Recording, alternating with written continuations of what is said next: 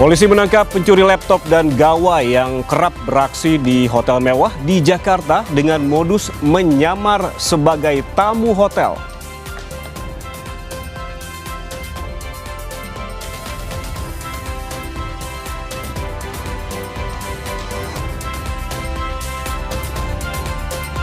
Waspada, modus peredaran narkoba makin beragam. Polisi menggagalkan upaya pengiriman 8 kg sabu dalam kemasan oleh-oleh kue khas Medan di Medan, Sumatera Utara yang akan dibawa ke Jambi.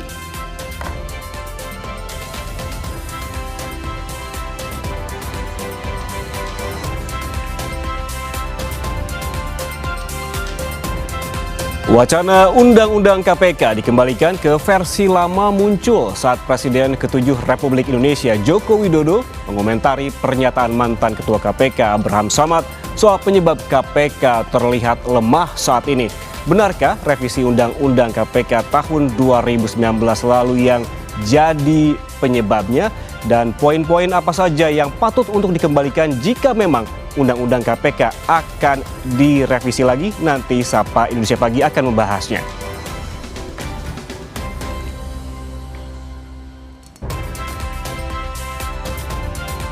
Kemeriahan perayaan Tahun Baru Imlek digelar di banyak wilayah di Indonesia. Salah satunya pertunjukan barongsai di dalam air atau underwater barongsai kembali hadir dalam rangka perayaan Tahun Baru Imlek 2026 di Jakarta.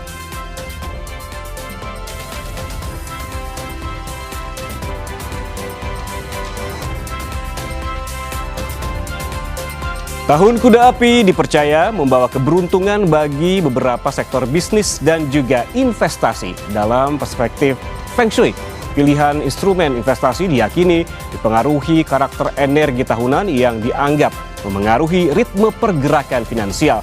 Sementara dari sektor bisnis akan ada beberapa bidang usaha yang diprediksi berjalan baik. Usaha apa saja? Nanti Kompas Bisnis akan membahasnya untuk Anda.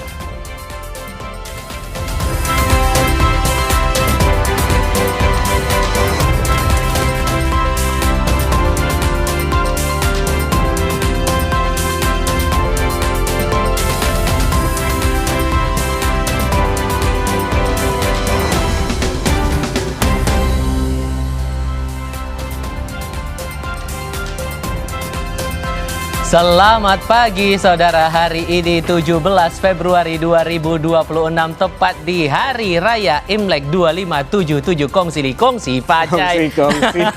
Semoga cuan. Tadi sudah ada di berita utama, ada soal cuan-cuannya nih hari ini. Betul, karena memang setiap Imlek begitu kita membahas terkait apa saja yang potensi-potensi cuan terutama di sektor-sektor tertentu gitu ya. Kalau misalkan di beberapa tahun lalu, tahun sebelumnya lah ada di logam, elemen logam dan juga komoditas. Apa sih yang di tahun ini yang menjadi sektor yang potensi cuannya? Nah, bisa jadi. Karena kalau kita melihat Imlek ya, di setiap tahunnya pasti ada yang menarik. Tadi ada barongsai. Nah, kalau saya pernah ke salah satu kota yang nanti juga akan dilaporkan, yaitu di Pontianak. Yang menarik adalah akulturasi budaya dan juga toleransi, di mana lampion-lampion di sana tuh berjajaran di jalan dan juga ada lampion ketupat karena memang bertepatan dengan nanti juga ada isbat ya. Nah, itu bulan dia. Ramadan. Itu dia momennya, lagi ada dua hal penting di hari ini. Pertama, tidak hanya masalah peringatan Tahun Baru Imlek, di beberapa daerah kita juga akan lihat laporan langsungnya, tapi nanti sore kita juga akan hadirkan juga laporan langsung di beberapa titik sore nanti sampai malam. Kira-kira nih potensinya Ramadan tahun 2026 1447 Hijriah bakal barengan atau enggak nih? Karena kan untuk warga Muhammadiyah sudah ditetapkan tuh buat besok tanggal 18 Februari akan mulai satu Ramadan. Tapi kalau dari putusan pemerintah kira-kira kapan nih? Kira-kira akan barengan atau tidak? Nanti kita akan sabar-sabar dulu lah menunggu. Di bagian akhir dari program Sapa Indonesia Pagi akan kami hadirkan juga ulasannya untuk Anda. Ada Yan Rahman dan Tifa Solesa di sini yang akan bersama Anda untuk 2,5 jam ke depan. Tapi seperti biasa, kita akan hadirkan dulu ragam peristiwa yang menjadi sajian awal di Sapa Indonesia Pagi hari ini.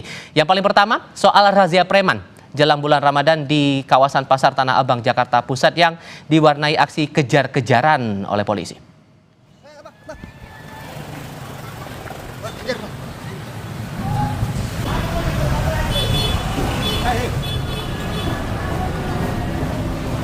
Beberapa juru parkir liar berusaha menghindari razia di Blok G Pasar Tanah Abang. Polisi menjaring sejumlah juru parkir liar yang berpura-pura menjadi pengunjung. Razia dilanjutkan hingga ke putaran Jalan Kiai Haji Mas Mansur tepat di sekitar Blok A dan B.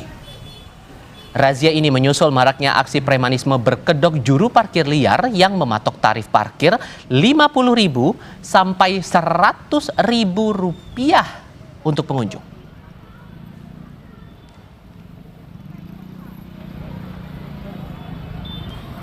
Menjelang Ramadan ini banyak sekali keluhan masyarakat terkait banyaknya pematokan tarif biaya parkir. Seiring membeludaknya pengunjung-pengunjung di area sekitaran Pasar Tanah Abang, para juru parkir liar ini sengaja memasang harga tarif yang kurang lebih 50 hingga 100.000 untuk biaya parkir. Hari ini kita mengamankan kurang lebih 4 orang juru parkir liar. Saudara, sebuah truk kontainer bermuatan minyak goreng terguling dan juga menimpa mobil sedan yang berisi satu keluarga di Karawang, Jawa Barat. 3 orang meninggal di lokasi kejadian.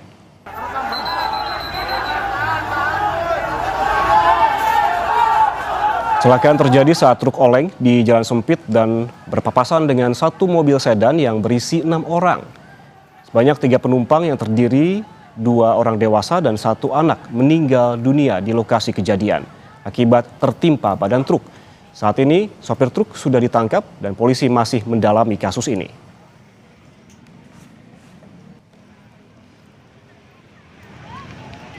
Ini telah terjadi kecelakaan antara truk kontainer dengan kendaraan sedan minibus, yang mana akibat kecelakaan ini 3 orang meninggal dunia dan 3 orang luka ringan. Untuk supir kontainer sudah kami amankan, kita lakukan penyelidikan. Peristiwa lainnya, TikToker yang menemukan jenazah siswa SMP di bekas lahan Kampung Gajah Bandung, Jawa Barat tak menyangka menemukan korban saat melakukan siaran langsung atau live streaming. Ia mencoba menelusuri bau tak sedap saat melakukan investigasi di lokasi. Ini berjenis kelamin perempuan, ini udah bau, udah menyengat.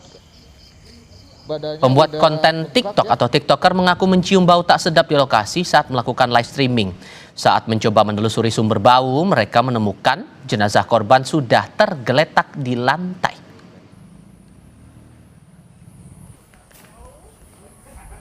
Perkiraan saya itu manekin ya, perkiraan saya manekin. Tetapi ketika saya terus sorot dan terlihat kulit sama kaki dengan berpakaian bawa tas dan dengan mendekat, coba record semua, kita lakukan record lah. Udah kita lakukan record, kita langsung bergegas telepon ke penjaga yang di sini. Abdul Salam tak menyangka putranya ditemukan tewas usai dibunuh oleh 2 rekannya di kawasan bekas tempat wisata Kampung Gajah di Bandung Barat, Jawa Barat. Abdul mengira putranya tersebut hanya melarikan diri dari rumah dan bersembunyi di rumah temannya. Namun, kenyataannya lebih pahit. Putranya justru ditemukan dalam keadaan tak bernyawa. Ia berharap pelaku dapat dihukum setimpal. Bilangnya diculik, cuman kalau diculik paling ngehubungin sama orang tua, ini mah sama temennya aja. Ada kecurigaan gitu dari awal juga. Ini mah paling juga minggat apa gimana gitu. Jadi ngumpet di temennya lah gitu. Perkiraan mah gitu aja. Gimana harusnya, cuman ya dari pihak keluarga pengennya hukumannya yang setimpal aja gitu. Sebelumnya, jasad siswa SMP itu ditemukan seorang kreator konten pada 13 Februari lalu. Dari hasil otopsi terungkap, identitas jenazah adalah seorang siswa SMP di Bandung yang dilaporkan hilang pada 9 Februari. Polisi akhirnya menangkap 2 pelaku di kediamannya di Garut, Jawa Barat. Pelaku yang masih berstatus pelajar SMK ini ternyata adalah teman korban. Polisi menyebut motif pembunuhan dipicu sakit hati dan dendam karena korban memutuskan hubungan pertemanan dengan pelaku. Pelaku benar-benar sangat kesal dan dendam pada saat korban memang memberikan pernyataan sikap lah kalau sudah tidak berteman lagi dengan si pelaku, sehingga itu yang membuat kesal. Akhirnya dia berangkat menuju ke Garut dengan memang niat untuk menghabisi korban, seperti itu. Pada 9 Februari, korban dan 2 pelaku bertemu. Saat itu ketiganya cekcok hingga berujung korban tewas. Keluarga yang curiga karena korban tak kunjung pulang bertanya pada 2 pelaku. Namun pelaku tak mengakui melihat korban. Untuk menghilangkan kecurigaan, pelaku pakai ponsel korban dan mengirim pesan jika korban diculik. Namun akal bulus para pelaku akhirnya terungkap saat jenazah korban ditemukan di Kampung Gajah. Tim Liputan Kompas TV. Informasi selanjutnya, Saudara, aksi penembakan oleh orang tak dikenal menyasar suami anggota DPRD Jawa Tengah. Pelaku menghampiri korban, Ahmad Muzakin, aktivis sekaligus suami anggota DPRD Jawa Tengah, Nur Fatwah. Sebuah rekaman kamera pemantau menunjukkan pelaku yang mengendarai motor mendekati korban yang sedang duduk di rumahnya. Pelaku kemudian mengarahkan tembakan ke arah korban, namun tak berhasil mengenai korban. Korban yang bernama Ahmad Muzakin, yang juga merupakan seorang aktivis sekaligus suami anggota DPRD Jawa Tengah, mengatakan saat ini tengah fokus mengawal kasus penculikan. Namun, korban belum mengetahui pasti apakah aksi penembakan berkaitan dengan kasus tersebut atau bukan. Dia mengarah ke saya. Mengarah ya? Tapi goyang, meleset. Berapa kali? Sekali. Kalau yang lagi fokus ya saya masih mendampingi peristiwa penculikan yang masih berjalan di Polda, yang sudah ada tersangkanya. Saya masih fokus itu. Apa ada dugaan ada pengaruh dari situ, keterlibatan dengan kasus itu? Wallahu alam. Hingga Senin, polisi telah memeriksa 9 saksi untuk memburu pelaku penembakan. 8 saksi adalah warga di lokasi kejadian dan 1 saksi adalah suami anggota DPRD yang menjadi korban penembakan, yakni Ahmad Muzakin alias Boim. Sejauh ini, polisi bilang pelaku berjumlah 1 orang, namun tak tertutup kemungkinan ada pelaku lain.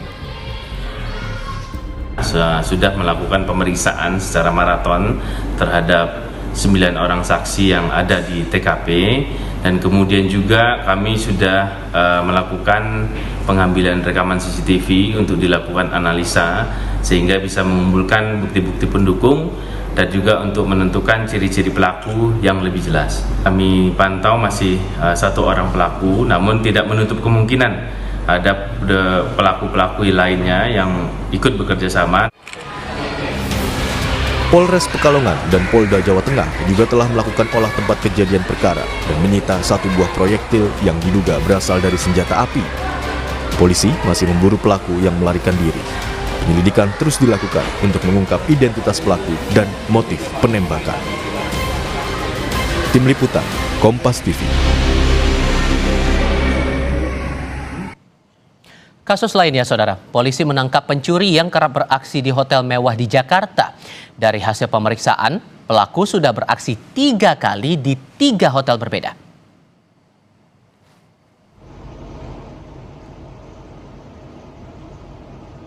Pencuri di hotel mewah di Jakarta Pusat pada 10 Februari lalu tak berkutik saat ditangkap di rumahnya di Matraman, Jakarta Timur.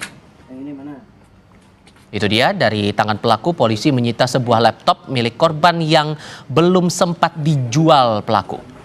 Modusnya saat beraksi berpura-pura menjadi tamu hotel dengan menggunakan pakaian batik dan lanyard tamu hotel. Pelaku mencuri tas berisi laptop, ponsel serta uang tunai dengan total kerugian korban mencapai belasan juta rupiah. Aku bermain di 3 TKP, yaitu di Hotel Ayana pada bulan Agustus tahun 2025, kemudian Hotel Borobudur pada bulan Oktober tahun 2025 dan yang terakhir yang sempat viral pada bulan Februari ini di Hotel Grand Sahid. Ini sudah kami tetapkan sebagai tersangka, kami jerat pasal 476 KUHP. Saudara, koleksi batik tulis nilai 1,3 miliar rupiah raib dicuri saat pameran Inacraft di Jakarta International Convention Center. Polisi menetapkan 3 tersangka.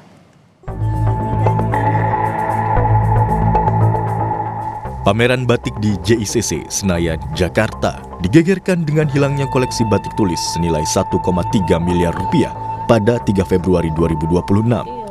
Pelaku terekam CCTV saat beraksi pada malam sebelum pameran dibuka. Polisi membekuk 3 tersangka di 3 tempat berbeda di Kampung Sawah, Jati Sampurna, Bekasi, Jawa Barat. Kita amankan di daerah Bekasi, Jawa Barat. Untuk lokasi-lokasinya mereka terpisah semua, namun berdekatan. Semuanya masih ada di mereka, belum ada yang terjual. Memang beberapa sudah dipaketkan seperti siap kirim. Dalam penggeledahan di 3 rumah pelaku, polisi menemukan batik hasil curian yang hendak dikirimkan ke pihak lain. Polisi mengusut dugaan keterlibatan pihak lain dalam pencurian batik tulis senilai miliaran rupiah tersebut. Tim Liputan, Kompas TV.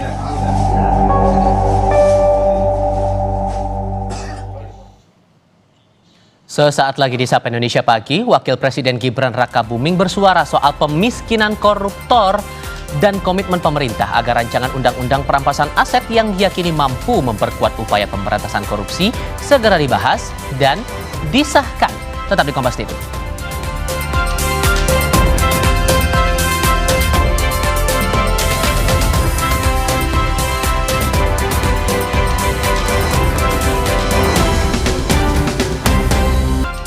Bertemu kembali Saudara, Wakil Presiden Gibran Rakabuming bersuara soal komitmen dan dorongan pemerintah agar rancangan undang-undang perampasan aset yang diyakini mampu memperkuat upaya pemberantasan korupsi segera dibahas dan disahkan.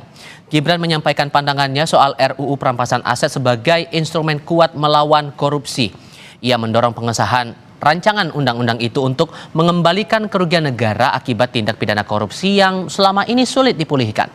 Gibran mengutip data Indonesia Corruption Watch atau ICW yang mencatat potensi kerugian negara akibat korupsi pada periode 2013 sampai 2022 mencapai 238 triliun rupiah.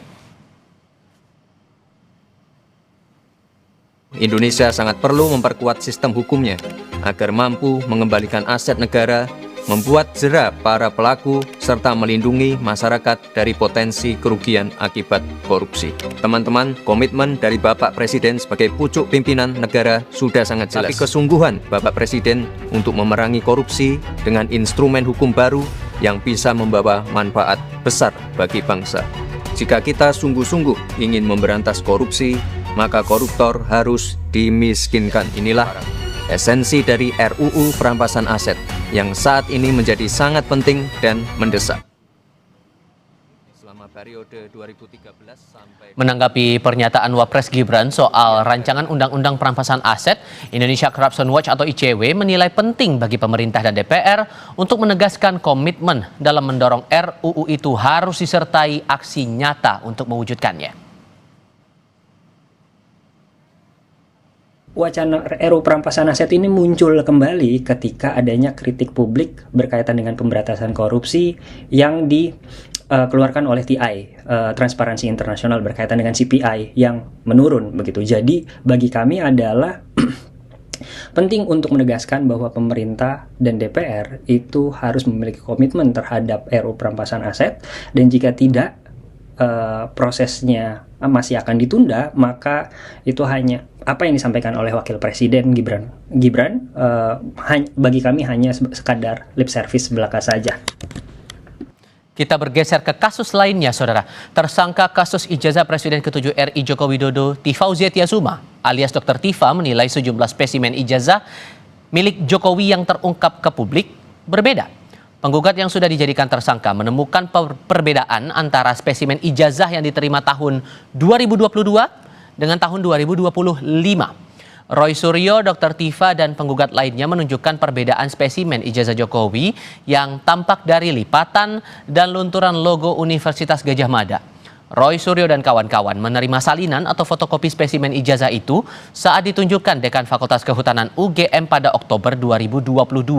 Namun mereka tak menemukan tanda tersebut dalam ijazah yang diterima penggugat ijazah Jokowi lainnya, Bonatua Silalahi, pada pekan lalu. Dr. Tifa berpendapat kedua salinan ijazah itu berasal dari spesimen berbeda.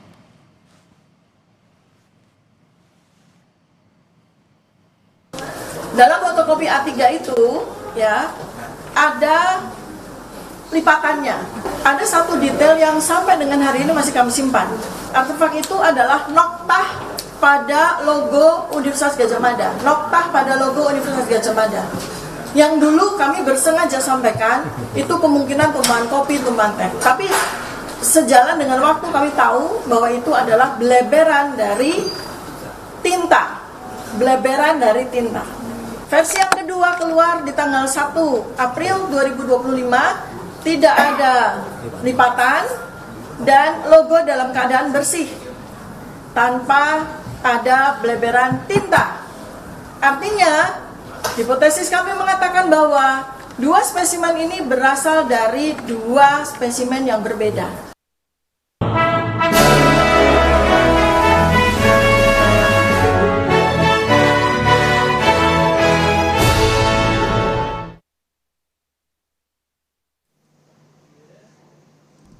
Demi menjembatani dunia akademik dan praktik peradilan, Pusat Strategi Kebijakan Hukum dan Peradilan Mahkamah Agung menjalin kerjasama dengan Fakultas Hukum Universitas Bhayangkara Jakarta Raya. Acara penandatanganan perjanjian kerjasama digelar di ruang rapat Pustrajak Kumdil Mahkamah Agung pada 29 Januari 2026. Kepala Pustrajak Kumdil MA, Andi Akram, menerima kunjungan Sivitas Akademika Universitas Bhayangkara Jakarta Raya yang dipimpin oleh Dekan Fakultas Hukum Stefanus Laksanto Utomo. Acara dibuka dengan menyanyikan lagu kebangsaan Indonesia Raya dan himne Mahkamah Agung, dilanjutkan dengan pembacaan doa. Hal ini latar belakangi karena adanya surat dari Dekan Fakultas Hukum Universitas Bhayangkara untuk melakukan kerjasama dengan Pustrajak. Dan kemudian ditindaklanjuti dengan beberapa pembicaraan untuk menentukan hari penandatanganan, dan sesuai dengan kesepakatan kita tentukan hari ini untuk melakukan penandatanganan tersebut. Kan kami berharap mereka bisa terlibat langsung dalam kegiatan penelitian itu dalam rangka pembuatan naskah akademik, naskah kebijakan, dalam rangka pembuatan kebijakan para pimpinan kita di Mahkamah Agung, sehingga kebijakan yang dibuat itu bisa mencerminkan rasa keadilan kepada masyarakat. Puncak acara adalah penandatanganan perjanjian kerjasama. Andi Akram dan Stefanus Laksanto Utomo menandatangani dokumen PKS yang disaksikan Sivitas Akademika. Acara dilanjutkan dengan pertukaran cindramata dan foto bersama.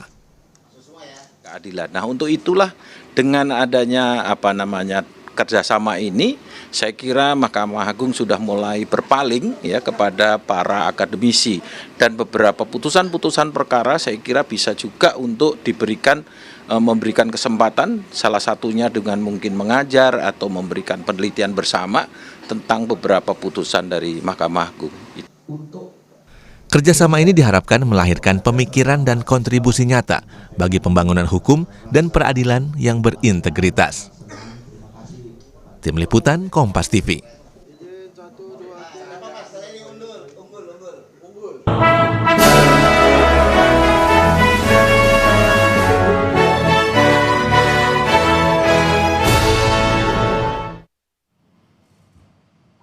Wacana Undang-Undang Komisi Pemberantasan Korupsi atau KPK dikembalikan ke versi lama muncul saat Presiden ke-7 RI Joko Widodo mengomentari pernyataan mantan Ketua KPK Abraham Samad soal penyebab KPK terlihat lemah saat ini. Benarkah revisi Undang-Undang KPK tahun 2019 lalu yang jadi penyebab? Lalu poin-poin apa saja yang patut dikembalikan jika undang-undang itu akan direvisi lagi? Kami punya diskusinya sebentar lagi.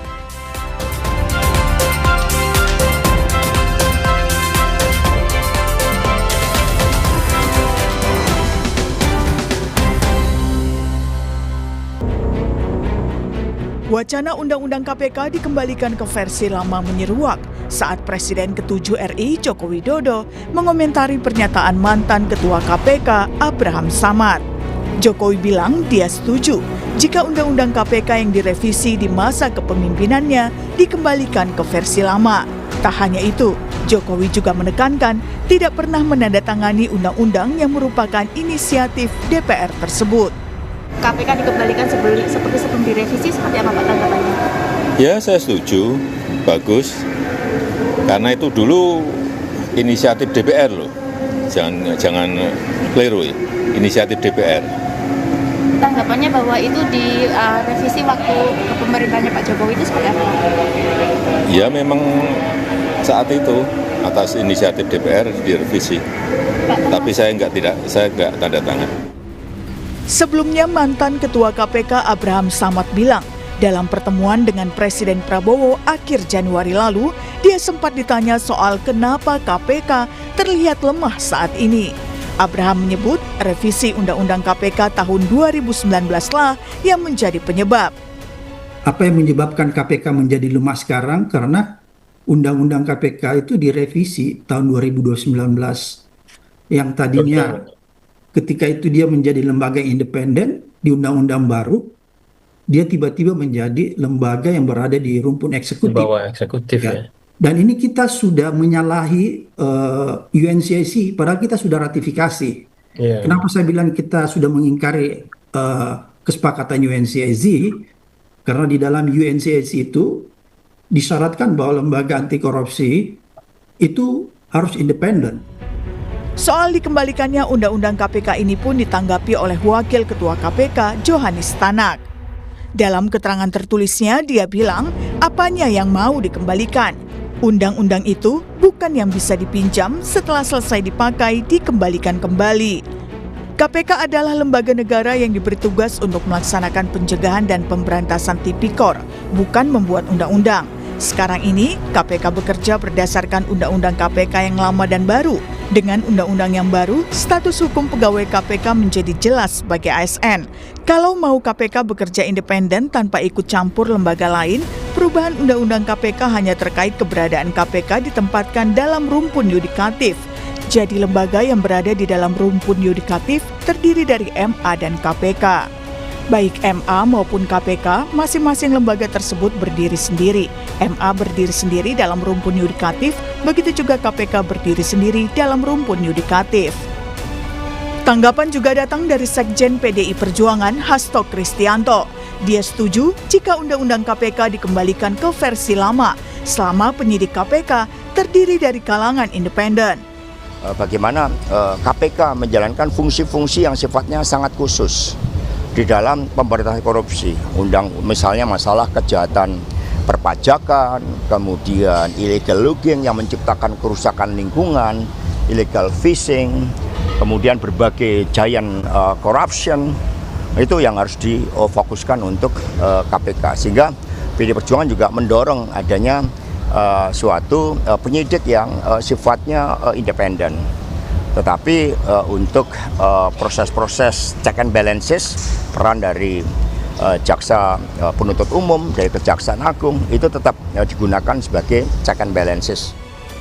Lalu, apakah tepat jika Undang-Undang KPK dikembalikan ke versi lama atau revisi apa saja yang diperlukan?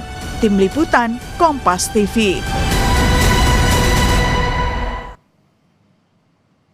Wacana Undang-Undang Komisi Pemberantasan Korupsi atau KPK dikembalikan ke versi lama muncul saat Presiden ke-7 RI Joko Widodo mengomentari pernyataan mantan Ketua KPK Abraham Samad soal penyebab KPK tampak lemah saat ini. Benarkah revisi Undang-Undang KPK tahun 2019 lalu yang jadi penyebab? Lalu poin-poin apa saja yang patut dikembalikan jika undang-undang ini akan direvisi lagi? Kita akan diskusikan ini bersama Wakil Ketua KPK tahun 2015-2019, Saud Sitomorang. Pak Saud, selamat pagi Pak, dengan Tifal di sini. Halo Mas Tifal, selamat pagi, apa kabar? Kabar baik, terima kasih sebelumnya sudah mau bergabung bersama kami. Yang perlu kami jelaskan juga, saudara, kami telah berupaya untuk mengundang perwakilan Komisi 3 DPR RI untuk ikut bergabung dalam dialog, namun hingga kami mengudara belum ada satupun pihak yang bersedia untuk bergabung dalam diskusi. Pak Saud, kalau Anda merasa bahwa kondisinya KPK saat ini betul gara-gara revisi Undang-Undang 2019 dan perlu dikembalikan ke versi lama atau ada hal lain? Mas Tipal, waktu itu kamu kan udah jadi jurnalis itu ya. Ya, coba kamu ingat kembali itu 26 poin yang kami sebut-sebut. Kalau undang-undang KPK itu dijadikan, ada 26 poin yang kita sebarkan ke media. Bukan maksudnya mencuci otak bangsa Indonesia, menjelaskan ada 26 poin pelemahan. Dan itu semua terbukti hari ini 26 poin itu. Salah satunya tentang keadaan Dewan Pengawas, status KPK, Dewan Pengawas memiliki kewenangan, terus kemudian soal penyadapan, soal kemudian kembali ke Dewan Pengawas soal kode etik, kemudian itu KPK tidak lagi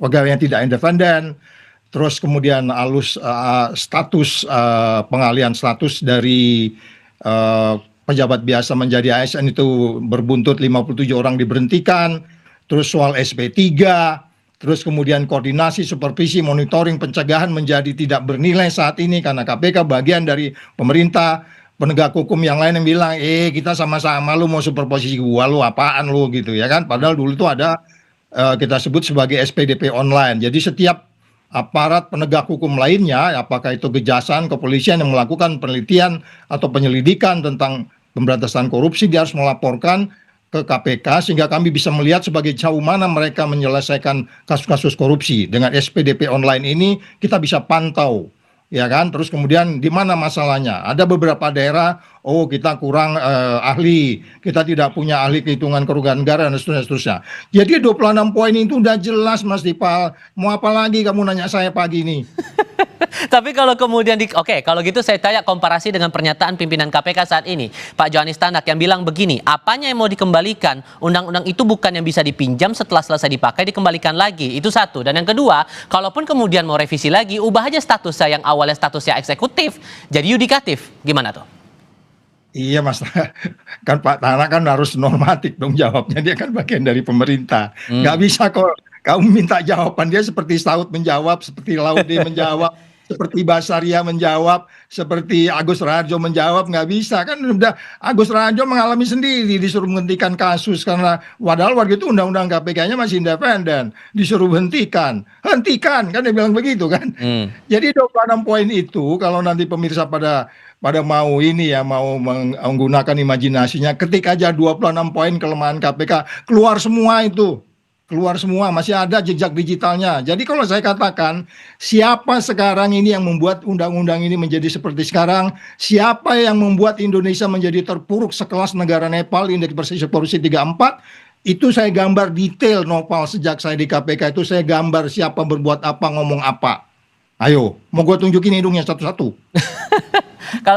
Jadi gak usah begitu. Kita sekarang membayangkan negeri ini terpuruk, tahun depan bisa jadi 30 kalau begini cara kita menyelesaikan pemberantasan korupsi. Ini serius loh ini ya.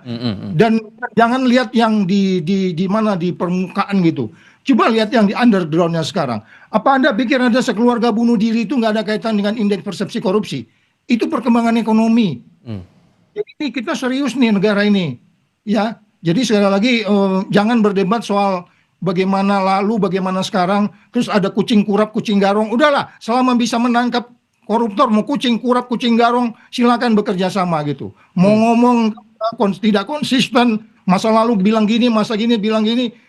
Itu sekarang persoalan kembali, kita dalam kondisi yang sangat darurat, Mas Tipal, gitu. Dan kunciannya karena angka indeks persepsi korupsi kita yang makin lama makin jeblok itu tadi. Iya Mas Tipal, itu kan ada 9 lembaga yang menilai kita kenapa jeblok.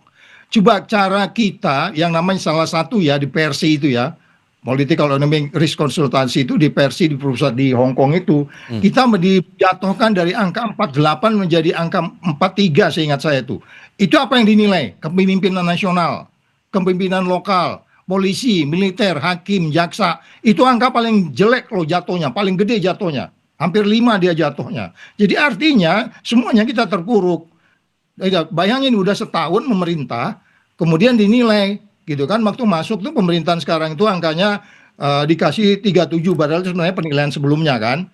Terus kemudian jatuh ke 34. Jadi artinya secara pemberantasan korupsi ini kita kembali ke 10 tahun ke belakang. 10 tahun ke belakang, Tipal. 34 angkanya ketika itu. Terus apa yang mau kita bayangkan? Anda bilang Anda sukses membangun, Anda sukses dengan MBG, Anda sukses dengan Koperasi Merah Putih. Orang semua menilai ada apa di belakang itu semua.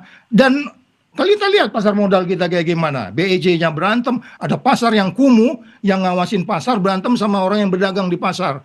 Kamu mengatakan itu nggak ada kaitan dengan indeks persepsi korupsi. Kamu kejam, Tipal.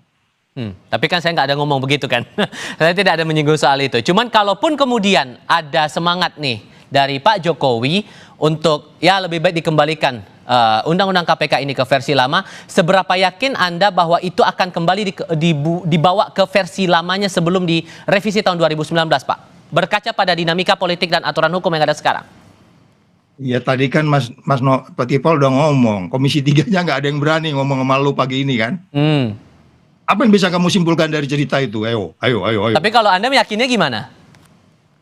Ya kita aja posisinya ini masih nggak jelas, ini cuma omong-omong gitu. Karena kan coba ketika Abraham Samad menghadap Mr. President, with all due respect, please bring back the KPK, bring back novel. Nggak ada kan responnya? Apa kemudian Abraham Samad bilang, oh iya waktu saya sampaikan gini, Presiden bilang, ya segera novel, gua kepresin, gua balikin ke KPK. Itu tinggal kepres kembali tuh orang. 57 orang kan nggak ada, jadi masih omong-omong kan, gitu Mas Tipal. Kunciannya adalah kalau betul kemudian harus dikembalikan ya harus ada keputusan tindak lanjutnya, entah itu Kepres, Perpu dan semacamnya. Harusnya outputnya begitu ya. Pak Presiden, Pak Prabowo pulang dari luar negeri nanti balik ke Indonesia, bikin Kepres, kembalikan undang-undang itu, bikin Perpu, kembalikan semua orang. Sepertinya waktu kami di sana waktu itu, saya yakin pasar akan pulih. Kemudian semua orang akan tobat. Apakah Anda polisi, apakah jaksa, apakah hakim, pasti mereka akan hati-hati karena di undang-undang itu ada supervisi, koordinasi, monitoring, pencegahan dan penindakan. Kombinasi 5 itu yang sebenarnya hilang selama ini. Kan nggak ada orang yang sudah menginspirasi lagi, nggak ada orang yang menjadi bayang-bayang membuat orang takut. Kan itu. Jadi beberapa politisi yang berperan waktu itu, aku nggak usah nyebut nama, mereka udah tobat kembali ke jalan yang benar. Kita bersyukur, termasuk statement siapapun lah yang ngomong ya, bahwa kalau memang ini mau sama-sama kita kembalikan, please, tapi jangan lupa sekali lagi orkestrasinya di tangan Presiden. Presiden kembalikan, bikin Perpu, selesai nih Republik. Pasti tobat semua.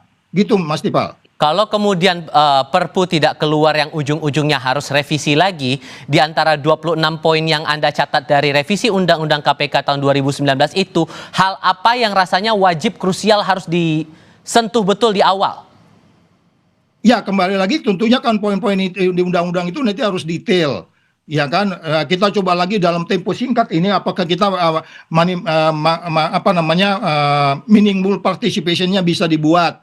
Tetapi kalaupun kita nggak bisa meaningful participation, ngajak semua orang duduk, tapi kalau kita mau sehari mengembalikan ke posisi semula, duduk baik-baik dipimpin oleh Presiden, gue mau bikin Perpu nih, tuh panggil tuh siapa tuh yang punya passion untuk anti korupsi, itu sehari bisa selesai.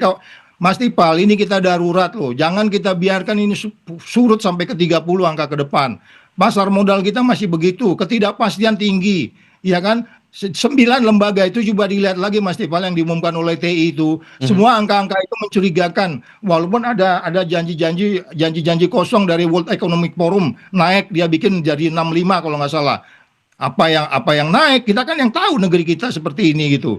Jadi sekarang kita nggak tahu variabel World Economic Forum bisa naik, tapi yang lain stagnan dan turun Mas Tipal. Dari 9 itu 8 berarti ada yang stagnan 2, yang lainnya turun semua. Terus kemudian apakah ini kita tidak menyelesaikan dengan cara-cara yang lebih elegan untuk memberantas korupsi dengan kemudian bertitik tolak kepada hukum yang pasti, artinya strikta, serta, dan segala sesuatu teori-teori yang kita bisa bawa lah, bahwa ada satu skrip yang jelas, yaitu dalam hal ini Perpunya, kemudian di situ ada poin-poin yang meyakinkan kita strict bahwa tidak ada lagi penafsiran ganda, terus kemudian meyakinkan kita undang-undang itu muncul menjadi sebuah pegangan buat kita semua untuk melaksanakan memberantas korupsi. Tidak ada konflik dengan undang-undang KUHP baru, KUHP baru enggak. Ini kan ada yang disebutnya sebagai sesuatu yang khusus gitu. Jadi sekali lagi kalau kita memang mau, jangan juga tanpa dialog supaya tanggung jawabnya sama.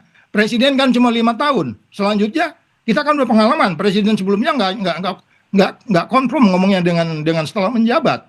Jadi sekali lagi kita jangan saru juga, jangan juga tertipu dengan jabatan itu. Tetapi kan undang-undang itu kan harus lasting, sustainable, berkelanjutan. Nggak ada memberantas korupsi ujuk-ujuk jadi 80, nggak ada. Singapura membangunnya bertahap, negara-negara lain membangunnya bertahap. Begitu juga di Malaysia, terus pelan-pelan naik. Gitu Mas Tipal. Sehingga masalah posisi pimpinan dan Dewan Pengawas ini juga rasanya perlu untuk dicermati ulang lagi ya kalau kemudian dikembalikan ke versi lama, Pak?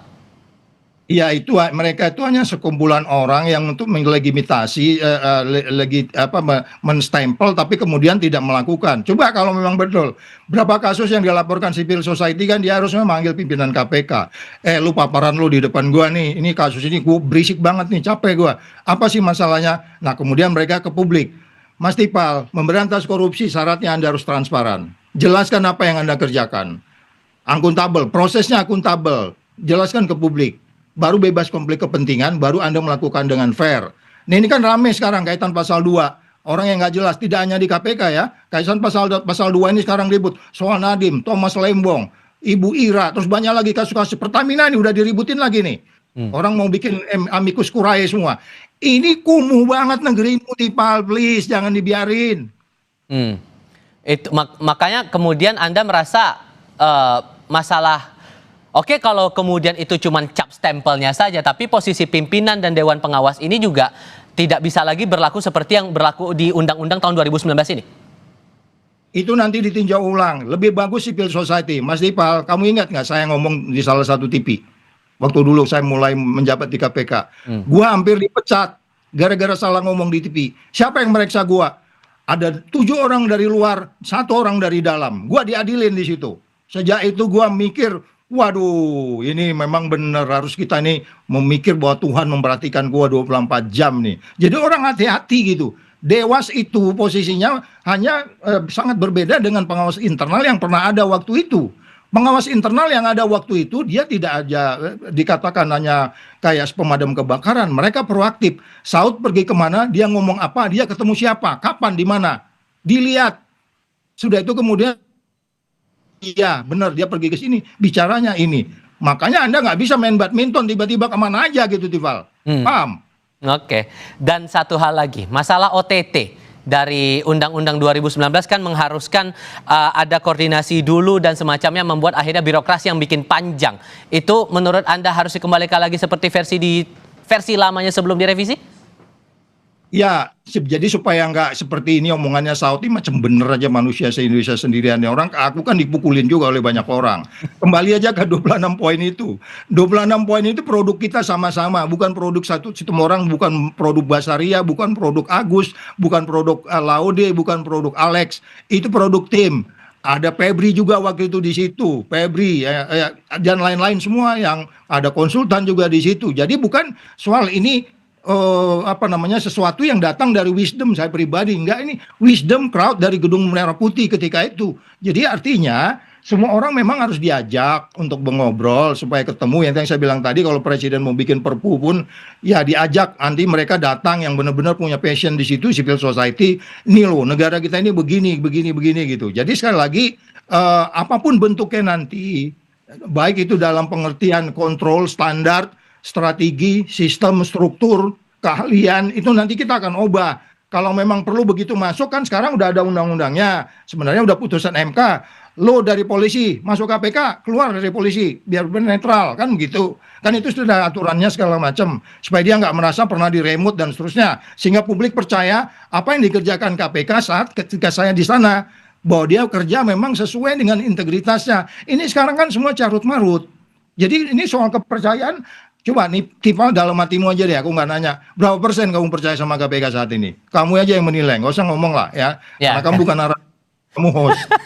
Karena tugas saya hanya melempar pertanyaan, bukan untuk menjawab. Oke, Pak Saud Situmorang, terima kasih banyak sudah berbagi perspektif bersama kami pagi ini. Sehat selalu ya Pak. Selamat pagi. Bye. Hal lainnya yang juga menarik dicermati adalah perayaan Tahun Baru Imlek yang berlangsung meriah di banyak wilayah di Indonesia. Salah satunya pertunjukan barongsai di dalam air atau underwater barongsai yang hadir lagi menyemarakan Tahun Baru Imlek 2026 di Jakarta. Kami punya laporannya sebentar lagi, tetap di Kompas TV.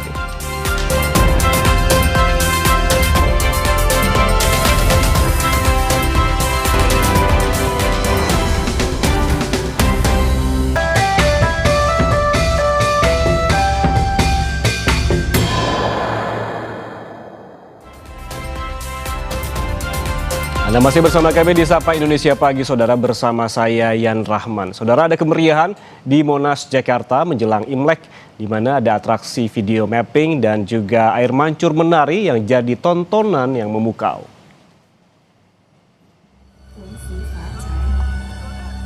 Warga antusias menyaksikan video mapping dan atraksi air mancur menari di Monas pada Senin malam. Khusus hari libur Imlek, video mapping dan air menari dihadirkan dalam 2 sesi, yakni pukul 19.30 dan 20.30 waktu Indonesia Barat. Sedangkan air mancur menari digelar pada pukul 20 dan 21 waktu Indonesia Barat. Atraksi bisa dinikmati oleh pengunjung hingga Selasa malam 17 Februari 2026.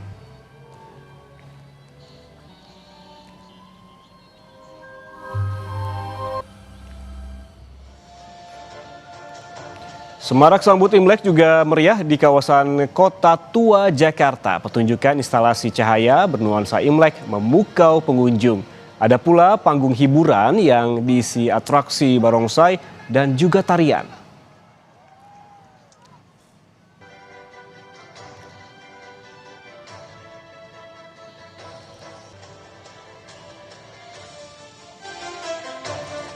Saudara, semarak perayaan Imlek semakin terasa di Kota Manado, Sulawesi Utara. Ornamen Imlek terlihat di sejumlah titik seperti di Balai Kota Manado yang dihiasi lampion merah yang juga menjadi daya tarik tersendiri bagi warga. Lampion berwarna merah ini berjajar rapi di pagar bagian depan gedung kantor Wali Kota Manado. Selain menambah semarak suasana jelang Imlek, lampion-lampion ini pun menjadi daya tarik tersendiri bagi sejumlah warga yang antusias mengabadikan foto berlatar belakang ornamen khas Imlek. Pemandangan lampion ini semakin menarik saat mulai dinyalakan pada sore hari.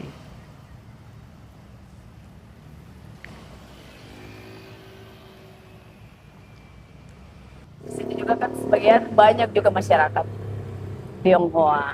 Jadi kita kebersamaan lah untuk yang ada di Kota Manado. Jadi Ibu tadi ambil foto juga ya? Iya, karena saya juga menikmati apa yang ada di Kota Manado ini.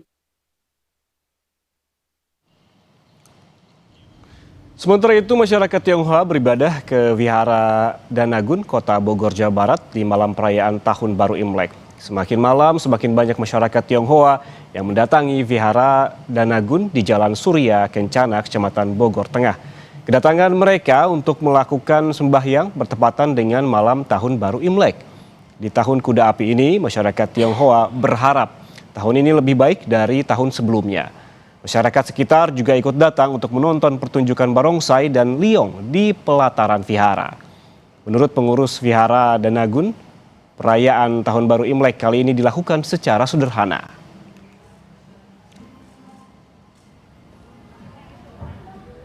Malam Imlek itu menjadi salah satu momentum memang yang ditunggu-tunggu ya.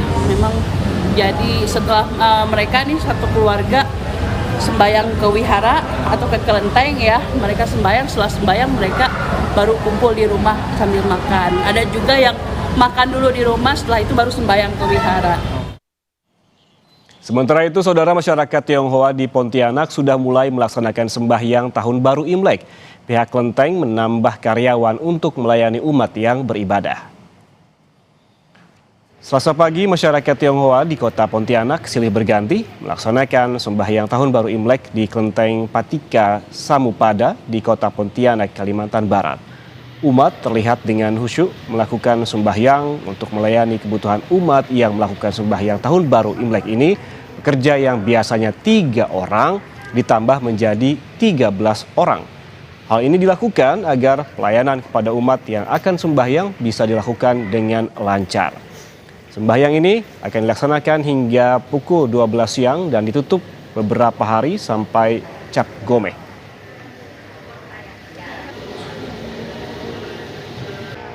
Dari jam 4 kemarin pagi, jam 4 pagi sampai 1 malam, nanti sampai siang jam 12 selesai. Nanti bukanya tuh hari Jumat 600-an orang.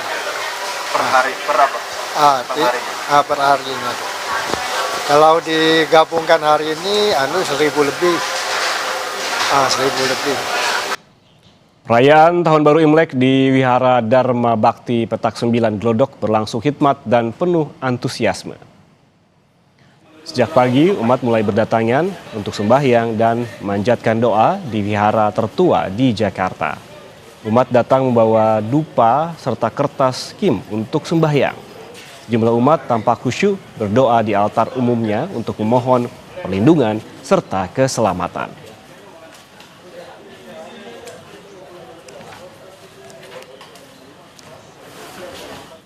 Dan untuk mengetahui kemeriahan perayaan Imlek, kita sudah bergabung dengan jurnalis Kompas TV, ada Jihan Jufri dan juru kamera Denny Yusua di Petak 9 Jakarta. Dan ada juga jurnalis Kompas TV Doris Pardede beserta juru kamera Muhammad Nasruddin di Pontianak, Kalimantan Barat. Kita ke Petak 9 terlebih dahulu. Di sana ada Jihan Jufri. Jihan, selamat pagi. Ini bagaimana antusiasme warga menyambut Imlek di sana pada pagi ini?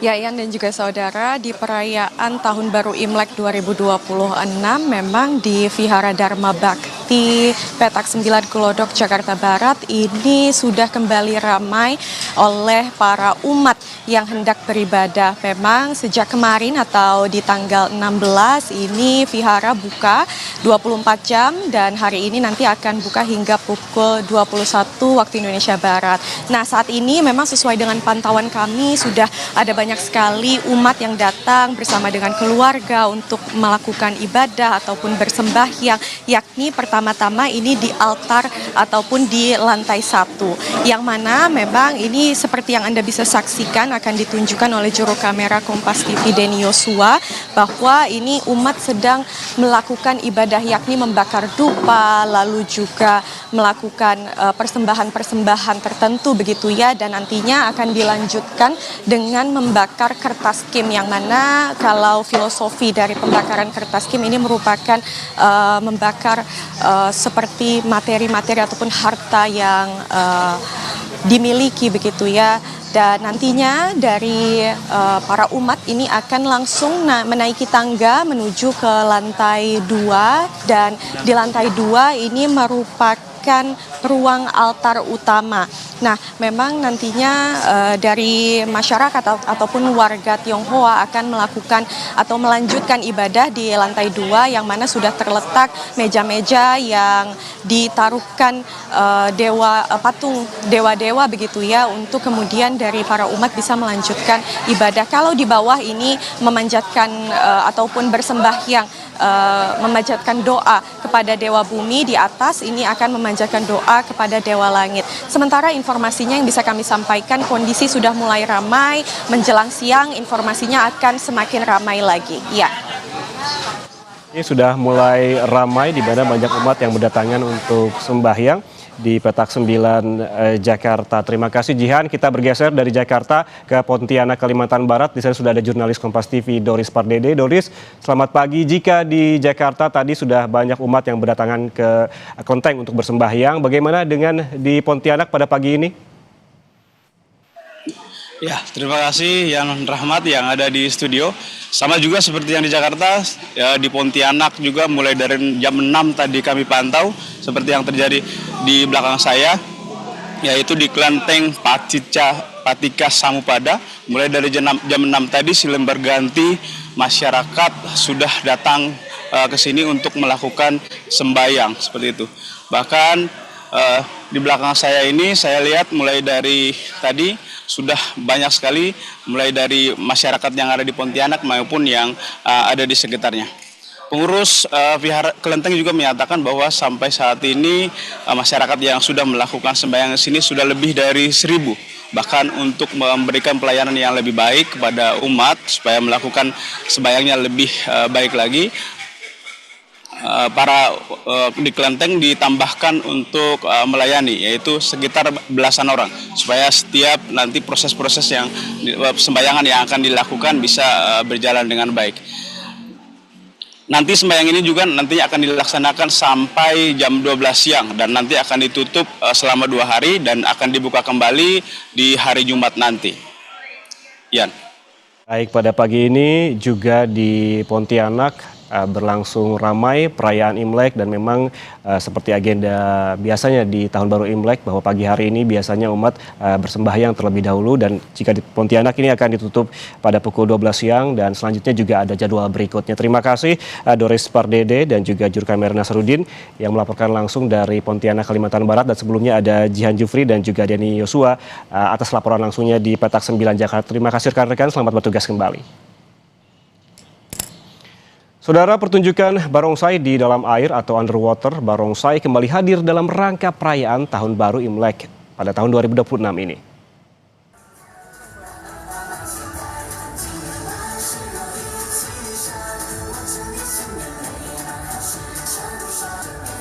Atraksi ini menampilkan penyelam profesional yang mengenakan kostum barongsai dan melakukan koreografi tarian tradisional di dalam akuarium raksasa bersama ribuan ikan. Sontak pertunjukan ini jadi daya tarik tersendiri bagi pengunjung di area akuarium utama di SeaWorld Ancol, Jakarta.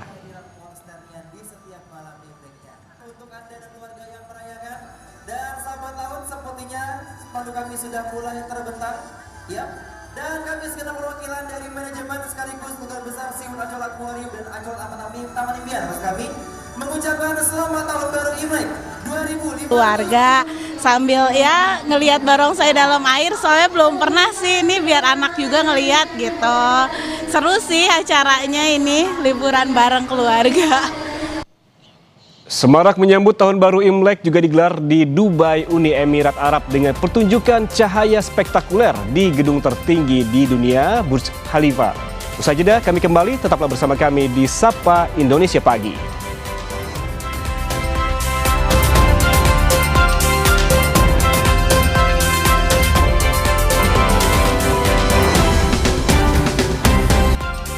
Saudara, sambut Festival Musim Semi atau Tahun Baru Imlek, pertunjukan cahaya spektakuler ditampilkan di gedung tertinggi di dunia, yakni Burj Khalifa di Dubai, Uni Emirat Arab.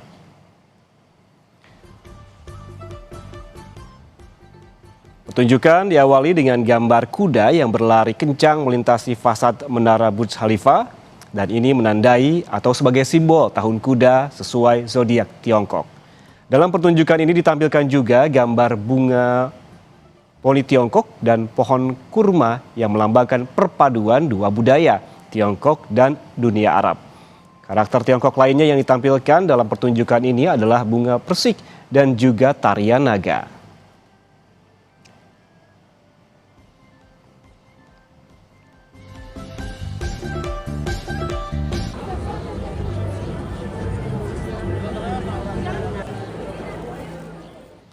Sementara itu, saudara, kerumunan orang memadati jalan-jalan sempit di kota tua Hanoi, Vietnam untuk berbelanja bunga, makanan tradisional, dan dekorasi merah cerah jelang Tahun Baru Imlek. Pasar Tet Hang Luok di Hanoi menjadi tujuan penduduk dan wisatawan untuk berburu aneka kebutuhan perayaan Imlek. Di Vietnam, Imlek dikenal sebagai perayaan Tet dan menjadi salah satu hari raya terpenting di negara itu. Perayaan Imlek menandai datangnya musim semi dalam kalender lunar dan menjadi waktu untuk berkumpul bersama keluarga, menghormati leluhur, dan menyambut keberuntungan. Di pasar Tet Hang Luok, warga membeli kaligrafi emas, amplop merah, dan potongan kertas bergambar kuda yang sedang berlari kencang, simbol kekuatan dan ketekunan.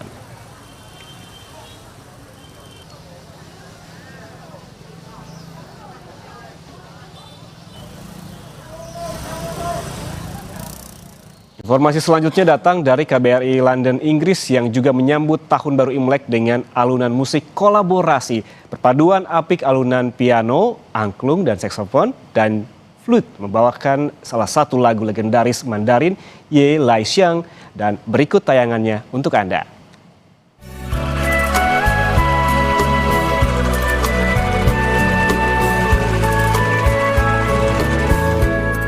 Lagu Ye Lai Xiang menjadi pilihan lagu yang disenandungkan untuk menyambut Tahun Baru Imlek 2026 oleh KBRI London yang berkolaborasi dengan beberapa musisi. Ada alunan piano yang dimainkan oleh Zevan Susanto.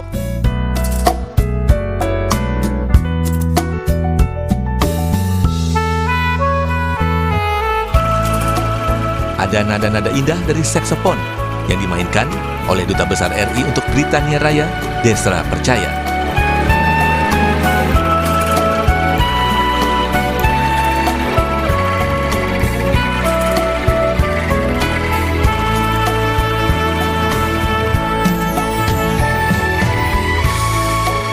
Ditambah paduan suara angklung yang dihadirkan oleh Indonesian Angklung Ensemble Club di bawah asuhan Marlon Tambunan.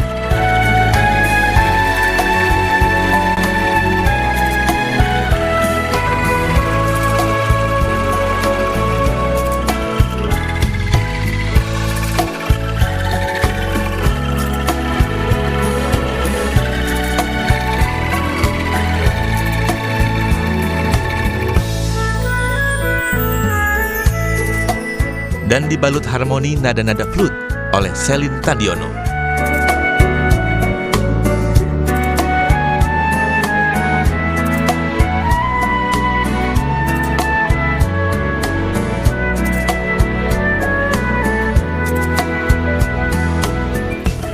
Inilah kolaborasi apik menyambut Tahun Baru Imlek 2577 Kongzili yang memadukan tradisi musik Indonesia dan Tiongkok dengan unsur-unsur modern.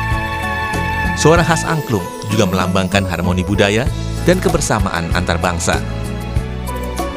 Sementara semangat yang ingin dihadirkan adalah dari keberagaman muncul toleransi dan dari kebersamaan tumbuh kekuatan.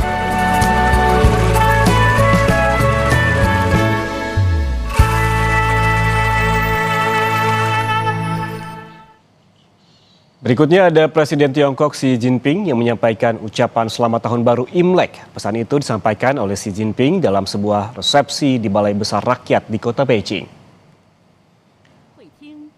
Menurut Xi, selama Tahun Ular, Tiongkok menghadapi kesulitan namun membuat kemajuan baru dalam menghadapi situasi yang bergejolak di dalam dan juga luar negeri.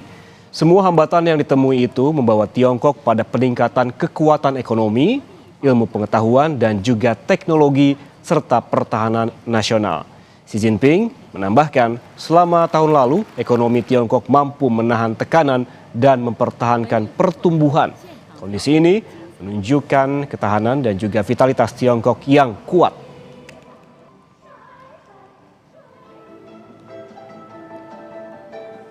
我代表党中央和国务院向大家致以节日的美好祝福，向全国各族人民和香港特别行政区同胞、澳门特别行政区同胞、台湾同胞、海外侨胞拜年。最后，祝大家身体健康，工作顺利，阖家幸福，马年吉祥。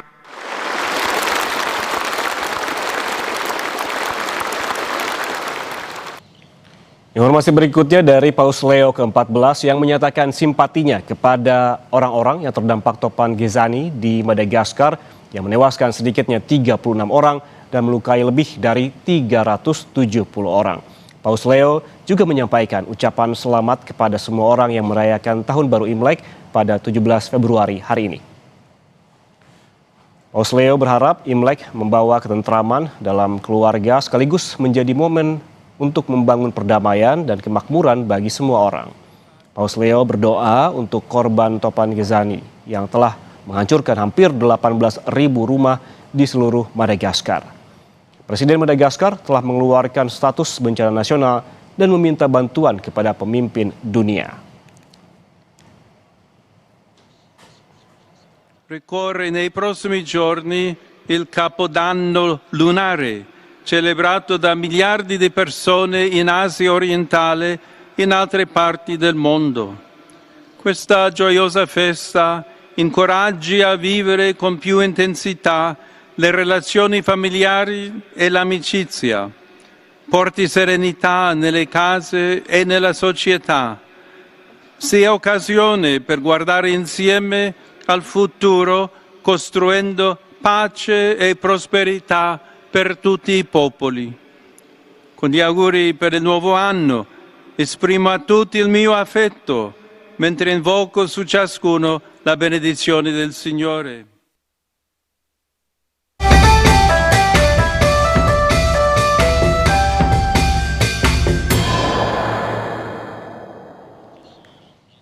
Saudara jangan kemana-mana karena susah jeda Sapa Indonesia Pagi akan kembali dengan sejumlah informasi lainnya. Salah satunya waspada modus peredaran narkoba makin beragam. Polisi menggagalkan upaya pengiriman 8 kg sabu dalam kemasan oleh-oleh kue khas Medan di Medan, Sumatera Utara yang akan dibawa ke Jambi.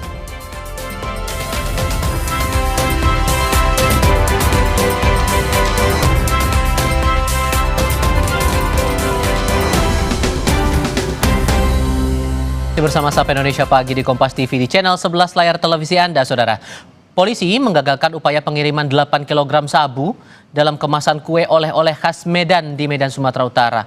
Pelaku berencana membawa narkoba itu menggunakan bus ke Jambi. Habis itu? Dua. Ya. Buah mana? Habis dia. Hah? Video amatir yang Anda lihat ini merekam saat polisi menggeledah box kue oleh-oleh yang dibawa pelaku ARM.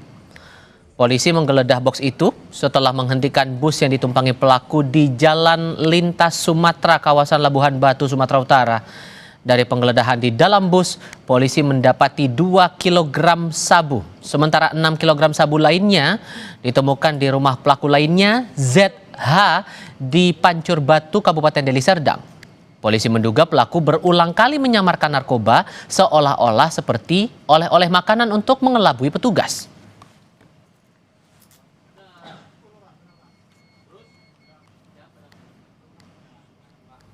Nama orangnya nggak tahu, cuman dari ada seorang laki-laki yang kita amankan dan dilakukan penggeledahan, yaitu didapatkan 2 kg narkotika jenis sabu yang disimpan dalam kemasan oleh-oleh berupa oleh-oleh Bika Ambon. Kemudian dari hasil penggeledahan ternyata anggota kami juga mendapatkan hasil 6 kilo sabu-sabu yang disimpan dalam sebuah rumah hasil penggeledahan. 4, 5, 6.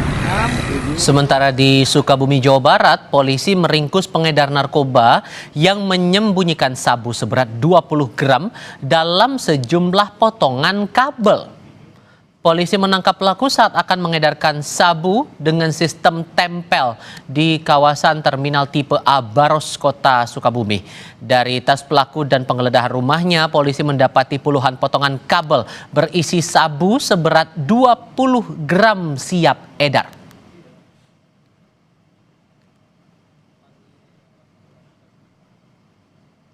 Sabu tersebut dimasukkan ke kabel yang dipotong-potong. Dia udah 2 kali menerima barang dari seseorang, sudah 2 kali, ini yang kedua kalinya. Itu modus baru atau gimana? Kita baru menemukan barang jenis sabu dimasukkan ke kabel tersebut. Ini kami sedang kembangkan apakah ini merupakan sindikat, mana kita akan bongkar. Dalam waktu dekat kita akan bongkar. Razia preman jelang bulan Ramadan di Pasar Tanah Abang, Jakarta Pusat diwarnai aksi pengejaran oleh polisi.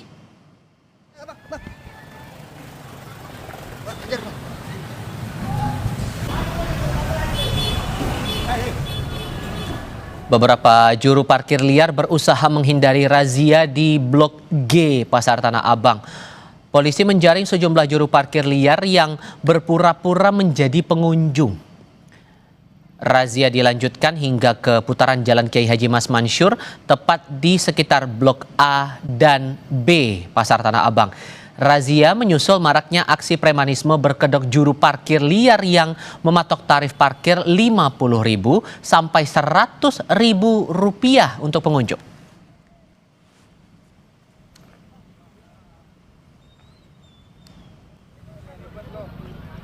Menjelang Ramadan ini banyak sekali keluhan masyarakat terkait banyaknya pematokan tarif biaya parkir. Seiring membludaknya pengunjung-pengunjung di area sekitaran Pasar Tanah Abang, para juru parkir liar ini sengaja memasang harga tarif yang kurang lebih 50 hingga 100.000 untuk biaya parkir. Hari ini kita mengamankan kurang lebih 4 orang juru parkir liar. Pada kasus lainnya, polisi menangkap pencuri yang kerap beraksi di hotel mewah di Jakarta. Dari hasil pemeriksaan, pelaku sudah beraksi 3 kali di 3 hotel berbeda. Pencuri di hotel mewah di Jakarta Pusat pada 10 Februari lalu ini tidak berkutik saat ditangkap di rumahnya di Matraman, Jakarta Timur. Dari tangan pelaku, polisi menyita sebuah laptop milik korban yang belum sempat dijual pelaku. Itu dia proses penangkapannya. Modus pelaku saat beraksi berpura-pura menjadi tamu hotel dengan menggunakan pakaian batik dan lanyard tamu hotel. Pelaku mencuri tas berisi laptop, ponsel, serta uang tunai dengan total kerugian korban mencapai belasan juta rupiah.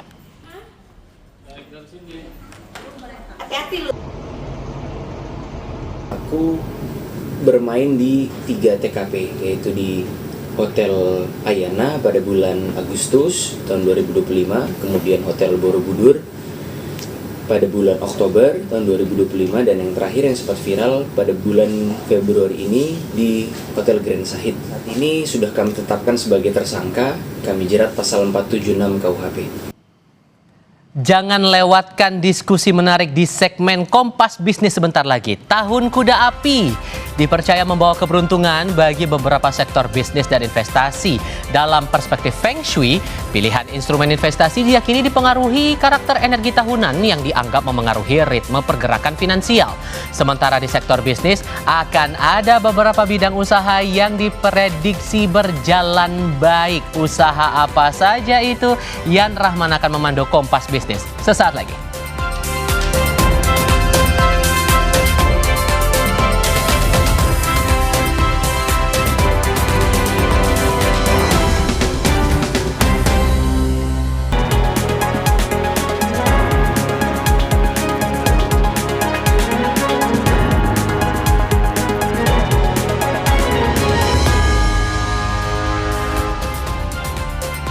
Anda menyaksikan Kompas Bisnis, Saudara, bersama saya Yan Rahman.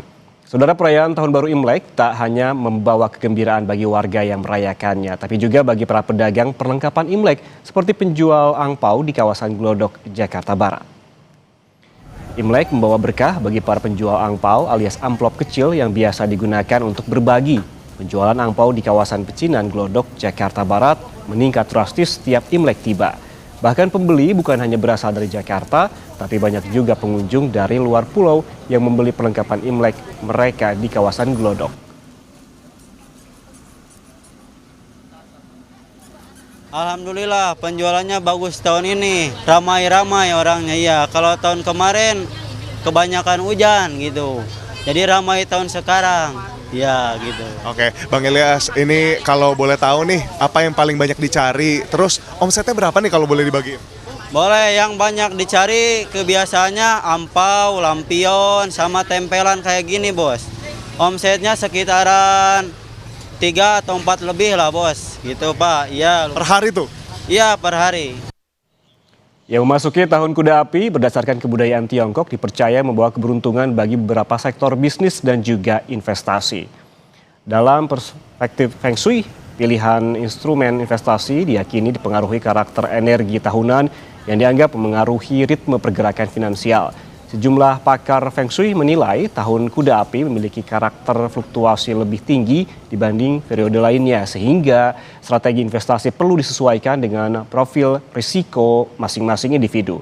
Instrumen yang relatif stabil dapat menjadi pilihan bagi investor umum yang terbiasa menghadapi gejolak pasar. Sementara dari sektor bisnis akan ada beberapa bidang usaha yang diprediksi akan berjalan baik di Tahun Kuda Api, termasuk elemen api.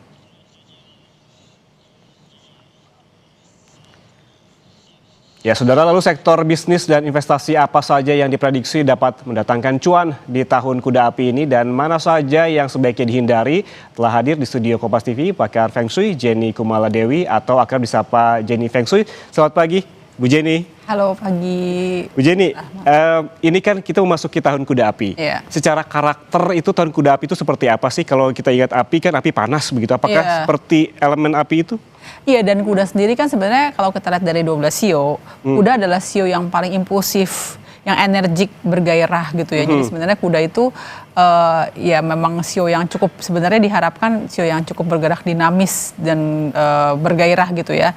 Tapi si kuda ini juga jangan lupa saking terlalu impulsifnya, terkadang tuh ada sifatnya juga pekerja keras. Jadi kerja keras sebagai kuda gitu. Oh, oke, berarti kata-kata itu tuh berarti berlaku di tahun berlaku juga. Dan tapi memang di tahun ini tuh selain kita harus berstrategi karena kuda ada elemen api ditambah api lagi. Jadi terjadi over energy api.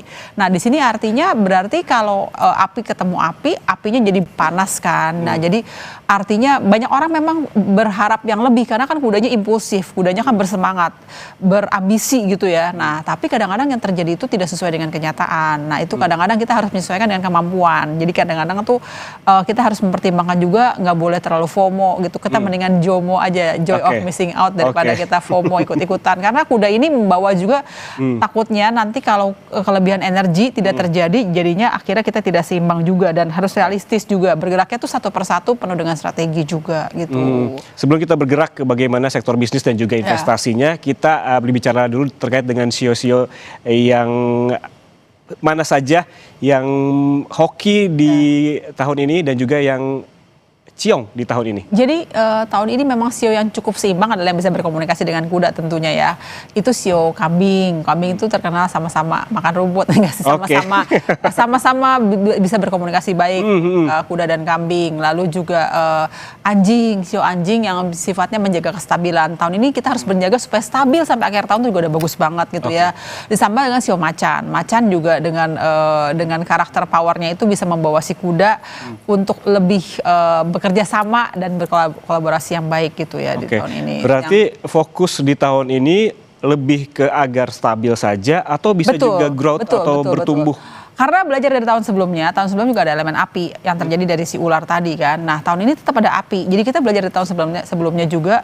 Kan tahun sebelumnya kan dar-der-dor banget kan. Banyak yang membuat kita jadi tak terduga. Nah, itu pelajaran buat kita. Sekarang tahun kuda itu kita harus berusaha menstabilkan kehidupan dalam semua aspek gitu. Jadi jangan sampai berharap yang terlalu lebih tapi tidak sesuai dengan kemampuan, itu intinya gitu. Jadi sesuai. Nah, bergeraknya itu pun satu persatu dengan rencana matang ya. Karena dari pergerakan dari siklus keseimbangan tiap bulan itu kita maksimal tuh cuma di awal tahun gitu. Jadi di Januari Februari. Nah, sisanya itu kita harus berjuang keras gitu ya. Nanti kita akan bagus lagi sekitar bulan Oktober gitu ya. Jadi sisa perjuangannya itu masih panjang ya. Iya, waktunya masih panjang. Sebenarnya baru Februari pertengahan gitu ya. Ibaratnya baru masuk tahun pertama bulan pertama di tahun kuda api gitu ya. Oke, ini perpaduan antara kuda dan juga api. Api, betul. Apa saja sih sisi negatif dan juga positifnya? Sisi negatifnya itu yang kita bilang tadi kan, banyak orang itu jadi agak sedikit impulsif, terus juga bersemangat tapi yang terjadi tidak sesuai gitu ya. Sisi positifnya memang orang jadi lebih kreatif dan bersemangat juga, tapi semangat harus diimbangi dengan kondisi kemampuan juga ya gitu ya. Jadi, nah terus kuda ini juga terkenal orang pekerja keras. Jadi banyak orang tahun ini memang siap juga untuk struggle. Nah itu juga sebenarnya sisi negatifnya lagi adalah persaingan. Jadi diam-diam ini terjadi persaingan bisnis yang sebenarnya tidak, ya kita bilang memang nyata tapi akhirnya juga harus realistis juga gitu ya. Nah tapi juga ada sisi negatifnya lagi, memancing emosi. Jadi banyak orang tuh kayak rekan-rekan kerja terkadang juga memancing emosi. Bahkan dalam kehidupan sehari-hari anggota keluarga memancing emosi. Dalam kehidupan bisnis juga kadang-kadang tuh aktivitas yang kita lakukan tiba-tiba juga membuat kita jadi emosi. Nah itu juga harus hati-hati juga. Dan yang pasti tuh kita harus konsisten satu persatu, terus juga struggle dan kerja keras sih. Lihatin grafiknya itu juga kan di pertengahan tahun setelah Februari langsung anjlok gitu. Oke, artinya ini mengingat api yang panas juga sepertinya kita akan mengalami hari-hari yang panas paling tidak sampai Oktober nanti begitu ya. Iya, bisnis juga jadi panas juga. Jadi banyak orang yang menimbulkan emosi. Nah, ngomong-ngomong soal sektor bisnis, Bu Jenny, dari elemen apa saja yang kira-kira akan menyala nih bisnis di tahun kuda api ini? Jadi elemen yang bagus di tahun kuda api adalah elemen logam tentunya. Jadi berhubungan dengan bisnis e-commerce, telekomunikasi, otomotif gitu ya. Itu masih cukup oke. Tanah juga masih oke. Tanah yang berhubungan dengan properti, terus asuransi gitu ya. HRD itu juga yang lagi dicari orang saat sekarang ini ya. Di samping itu juga selain logam, tanah, terus air, perbankan juga cukup oke. Distribusi juga minyak juga semoga harga minyak stabil sih karena tahun ini mestinya lebih baik gitu ya. Makanya juga ada si pemimpin negara yang mau ngambil sumber minyak gitu ya. Nah lalu juga itu sih memang yang bagus. Gitu. Kalau mau merinci tadi, itu kan tadi elemennya dan sektornya. Kalau bidang usahanya, misalkan tadi air, bidang usaha apa saja sih? Iya, Tadi kalau berhubungan dengan bidang usaha tadi kan logam itu kan berhubungan dengan penjualan e-commerce kan, digital marketing gitu ya. Kalau berhubungan dengan tanah itu properti pastinya. Terus kayak bisnis kos-kosan, terus jual beli properti atau para konsultan HRD itu juga masih oke gitu ya. Nah kalau bisnis air tuh kayak distribusi, kayak toko kelontong gitu masih oke juga. Terus kayak distributor itu masih oke, minyak itu juga tuh. Nah terus kalau yang berhubungan dengan air lagi adalah event organizer itu juga air gitu. Oke, tadi kan Bu Jenny sempat bilang bahwa tahun ini sebaiknya fokus lebih ke stabilitas dulu deh daripada maju ataupun growth begitu ataupun tumbuh. Sebetulnya apa sih yang bisa dimaksimalkan oleh para pelaku bisnis di tahun kuda api ini agar bisa tetap stabil? Ya, yang pertama kita harus mempersiapkan strategi jangka panjang pastinya. Jadi kita nggak bisa cuan sesaat. Kayak orang tuh investasi ikut-ikutan kayak FOMO ya, Logam Mulia itu kan cuan sesaat tuh nggak mungkin. Jadi ini adalah cuan yang jangka panjang. Jadi semua pebisnis itu harusnya membuat strategi jangka panjang gitu ya, jangka menengah dan jangka panjang intinya gitu. Lalu juga siap menghadapi kayak personel yang siap struggle juga karena tahunnya bukan tahun yang mudah juga untuk dihadapi gitu ya. Jadi kita harus berjuang gitu ya. Jadi nggak ada lagi orang yang mengandalkan manja-manjaan. Tapi yang kondisi yang terjadi banyak libur gitu lah kan. Libur ini kan buat auranya jadi kayak kembali jadi nol, jadi malas, jadi yin lagi kan, nggak bergairah. Nah itu harus kita lawan gitu karena si kuda ini kan kerjanya kan kadang-kadang juga memberontak juga kan gitu. Jadi kita harus melawan energi bahwa libur ini habis libur bawahnya pasti pengen libur gitu. Berarti tahun ini intinya itu bukan tahun untuk orang yang bermalas-malasan ataupun orang malas, tapi tahun bagi mereka yang untuk bekerja keras, betul. Tapi bekerja keras maksudnya misalnya terjadi persaingan kayak tahun ini kan sio yang kurang bagus kan sio kuda dan sio tikus kan. Jadi sio kuda sendiri kan juga bersaing dengan, jadi kita artinya banyak saingan-saingan tuh yang benar-benar dalam pekerjaan, dalam bisnis juga yang benar-benar harus dihadapi juga gitu. Apakah tadi kan disebutkan ada persaingan, tadi juga sio kuda justru memang kurang bagus di tahun ini. Tantangan apa saja sih yang perlu diwaspadai khususnya bagi mereka pelaku bisnis? Tantangannya itu adalah impulsif. Jadi orang yang banyak langsung terpancing gitu ya.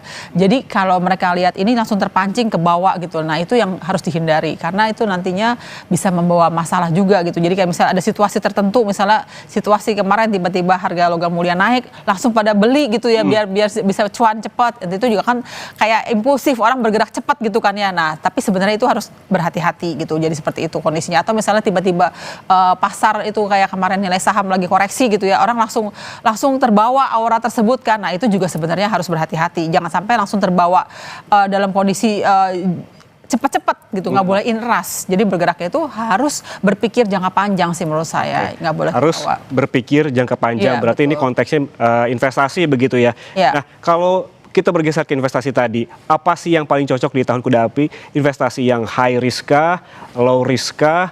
Atau justru kita harus pilih juga klasifikasinya harus agresif kah atau justru yang stabil tadi disebutkan oleh Bu Jenny. Tapi tahan dulu jawabannya, kita sesaat lagi kembali tetap bersama kami di Kompas Bisnis.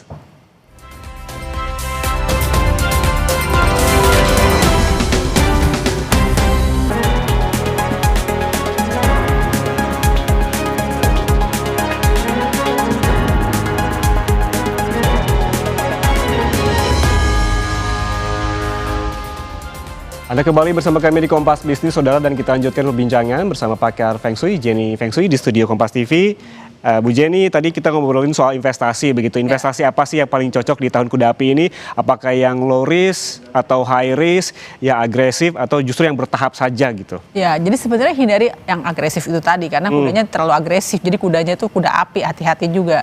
Saya sih lebih menyarankan yang low risk aja. Jadi supaya lebih safe dan stable. Jadi sampai kita bertahan sampai akhir tahun juga. Jadi jangan selalu high risk.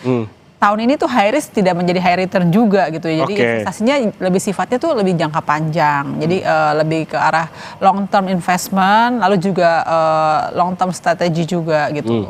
Saya sih itu. Tadi kan kalau kita berbicara soal instrumen investasi banyak sekali. Ada misalkan yang stabil-stabil, reksadana, ada juga tadi obligasi walaupun memang ada waktunya, ada juga deposito, dan juga ada pilihan terakhir sebetulnya tapi tergerus inflasi adalah menabung. Disarankan yang mana nih? Karena tahun ini tuh kan tahun kuda api yang impulsif ya. Pengeluaran tak terduga masih tetap bisa terjadi juga gitu ya. Jadi kita harus mempunyai saving juga menurut saya. Jadi sebenarnya deposito juga cukup bagus juga sih. Jadi kadang kita membuat aman kan. Jadi nggak tergoda dengan hal-hal yang lainnya gitu ya. Tapi kalau memang udah terbiasa juga emang pengen jangka panjang lagi seperti obligasi, reksadana itu juga masih oke gitu ya. Jadi itu adalah investment jangka panjang yang juga bisa menjanjikan juga gitu ya. Deposito juga masih oke. Jadi yang penting tuh kita masih punya dana cadangan lah. Dana cadangan untuk bisa kalau sampai terjadi tiba-tiba kita ada pengeluaran yang tak terduga terjadi gitu loh. Berarti yang harus dipenuhi adalah dana daruratnya dulu gitu, betul. baru ke instrumen investasi lainnya yang disarankan yang low risk tadi. Nah, tadi kan kita berbicara soal yang low risk dari reksadana, juga tadi ada obligasi dan juga deposito. Nah, yang tengah digandrungi akhir-akhir ini adalah emas dan kenaikannya itu cukup tinggi apalagi dibandingkan tahun lalu hampir 100% begitu. Nah, bagaimana dengan emas dan juga perak begitu yang juga tinggi? Apakah ini trennya akan masih terus berlanjut di tahun kuda api? Sebenarnya logam masih merupakan bidang yang bagus juga sih, logam. Tapi kan banyak logam juga. Logam itu bisa teknologi, bisa berhubungan dengan e-commerce, otomotif, manufacture. Emas juga masuk di situ gitu ya. Nah, emas ini masih tetap akan cukup menjanjikan juga. Hanya tapi kalau kita lihat secara keseimbangan bisnis, kalau udah terlalu tinggi kan kita tidak bisa langsung high risk, maksudnya bisa langsung cuan cepat gitu ya. Nah, jadi disarankan memang kalau memberi emas itu sifatnya disimpan untuk jangka waktu yang cukup panjang, atau yang tadi diceritainnya bahwa kita bisa beli emas nyicil dengan nilai tertentu, itu juga akan lebih baik sih. Jadi nggak langsung dijual sesaat itu. Jadi tidak boleh euforia, FOMO, cepat naik, cepat beli, cepat jual gitu. Oke, jadi strateginya seperti apa untuk membeli emas? Kan emas tuh sekarang harga per gramnya aja sudah 3 juta begitu. Kurang sih sebetulnya, cuman kenyataannya di lapangan yang beli emas fisik di butik-butik ada sampai yang menjualnya 3,5 juta. Jadi strateginya gimana tadi? Apa nyicil tadi itu? Ya, nyicil tadi lebih baik sih ya. Jadi kalau misalnya kita ada angka sekian, jadi beli emas digital zaman sekarang ya berarti ya. Emas digital tuh nanti kan bisa bertahap kan dengan tabungan sekian, nanti begitu udah mencapai nilai tertentu baru kita dapat fisiknya, itu juga bisa lebih baik. Tapi memang harus realistis juga. Kalau memang akhirnya harga emas sudah terlalu tinggi dan kita mencapai angka itu juga agak berat gitu ya ibaratnya ya. Jadi jangan dipaksakan. Oke. Jadi intinya kalau kita berbicara emas dan juga perak masih ada potensi kenaikan. Masih bahkan tambang pun juga masih tetap bagus. Tambang yang berhubungan dengan emas, perak, nikel, tembaga, batu bara itu masih cukup berpeluang juga sih gitu. Tapi emas malah termasuk juga kan tambang juga kan gitu, masih cukup bagus juga gitu loh. Nah, kalau tadi kan emas itu termasuk yang juga aman lah, safe haven disebutnya, karena kayak menahan inflasi begitu. Tadi Bu Jani mengatakan hindari dulu lah yang high risk, tapi bagi mereka yang memang sudah terlanjur berinvestasi di saham ataupun juga kripto, apa yang sebaiknya dilakukan begitu? Apakah wait and see aja dulu atau tetap rutin membeli, karena kan ada investing juga selain dari trading di pasar saham? Ya, jadi bener wait and see tadi ya. Lalu kita juga do the right moment in the right time gitu ya. Bisa kita lihat juga grafik yang tadi, bahwa misalnya pada saat grafiknya itu turun, jangan cepat-cepat ke bawah langsung jual gitu ya. Jadi kita harus berpikir juga jangka panjang lah. Makanya saya sebenarnya menghindari hal-hal yang cepat-cepat tahun ini tuh. Ya. Jadi kalau cepat-cepat itu takutnya bisa terjebak masalah gitu loh. Karena kan kudanya kuda api, gara-gara kecepatan akhirnya kudanya lompat jatuh gitu ya. Jadi itu harus dihindari juga sih. Jadi buat yang udah bermain hal-hal yang spekulatif, sebaiknya sedikit menahan, ngerem gitu loh, ngerem ambisinya, ngerem emosinya gitu loh, karena kan emosi kepancing bisa langsung cepet beli, cepet jual. Nah itu yang harus dipegang tahun ini gitu ya. Jadi ya sifatnya mendingan kita mainnya yang jangka panjang aja lah gitu. Kan di saham juga ada jangka panjang tuh tadi, seperti sektor perbankan begitu, ada orang yang memang nyicil nabung aja begitu di pasar saham tanpa melihat fluktuasi IHSG harian. Nih kalau kita berbicara terkait dengan sektor di saham juga kan ada beberapa yang memang lagi manggung begitu ya Bu. Kira-kira yang berpotensi cuan di saham di tahun kuda api ini apa? Kan ada sektor keuangan tadi, perbankan yang kita bahas, ada teknologi, ada juga transportasi, ada komoditas, tadi sempat membahas emas juga kan bukan hanya fisiknya tapi juga ada sahamnya. Gitu. Jadi sebenarnya yang masih cukup menjanjikan adalah saham-saham perbankan masih oke. Lalu otomotif masih bagus juga, masih oke lah ya, otomotif, perbankan, lalu juga teknologi itu juga masih oke. Lalu properti, logam tadi ya? Ya logam, berhubungan dengan otomotif kan. Lalu properti netral, jadi kayak berhubungan dengan saham-saham properti netral jatuhnya gitu. Yang agak sedikit memang berstrategi ya berhubungan dengan perkebunan gitu ya, perkebunan, dengan peternakan, sumber daya alam kayak gitu-gitu memang agak sedikit harus berstrategi juga. Consumer goods? Consumer goods sebenarnya kalau consumer goods itu berhubungan dengan distribusi gitu ya. Jadi kan ada yang sifatnya bukan produksi itu masih oke. Tapi kalau consumer goods-nya produksi itu memang harus berstrategi juga sih gitu loh ya. Kayak makanan-makanan itu juga consumer goods kan berarti kan ya, itu memang agak sedikit harus berstrategi juga sih. Tapi masih bisa cuan juga tetap sih. Sebetulnya kalau kita garis bawahi, potensi cuan masih ada, tapi banyak yang harus diwaspadai begitulah. Kalau di dunia saham, instrumen investasi saham begitu, apa yang perlu diwaspadai? Karena memang sebelum tahun kuda ini juga masuk, volatilitasnya juga cukup tinggi, naik turunnya juga cukup tinggi. Apa yang perlu diwaspadai oleh investor saham yang memang sudah terlanjur begitu mereka berinvestasi di dunia saham, dan bahkan juga yang lebih tinggi lagi risikonya seperti kripto? Kalau udah terlanjur seperti itu ya memang kita harus mengikhlaskan juga sih. Jadi cut loss. Ya cut loss juga sih maksudnya karena udah terlanjur terjadi kan. Kalau sampai kita juga dipikirin nanti jadi masalah juga ke kesehatan dan lain sebagainya, aktivitas jadi nggak lancar juga. Jadi mendingan siap berbesar hati juga kalau emang akhirnya terjadi memang udah cut loss ya udah, tapi kita memulai hal yang baru, jangan ambil resiko lagi gitu. Jadi kita memang lebih baik netralin aja lah, kita mulai yang tidak ambil resiko terlalu tinggi gitu loh. Emang cut loss itu ya jadi salah solusi juga sih. Oke, tapi kalau tadi sampai Oktober tahun ini, artinya setelah Oktober masih lebih baik begitu?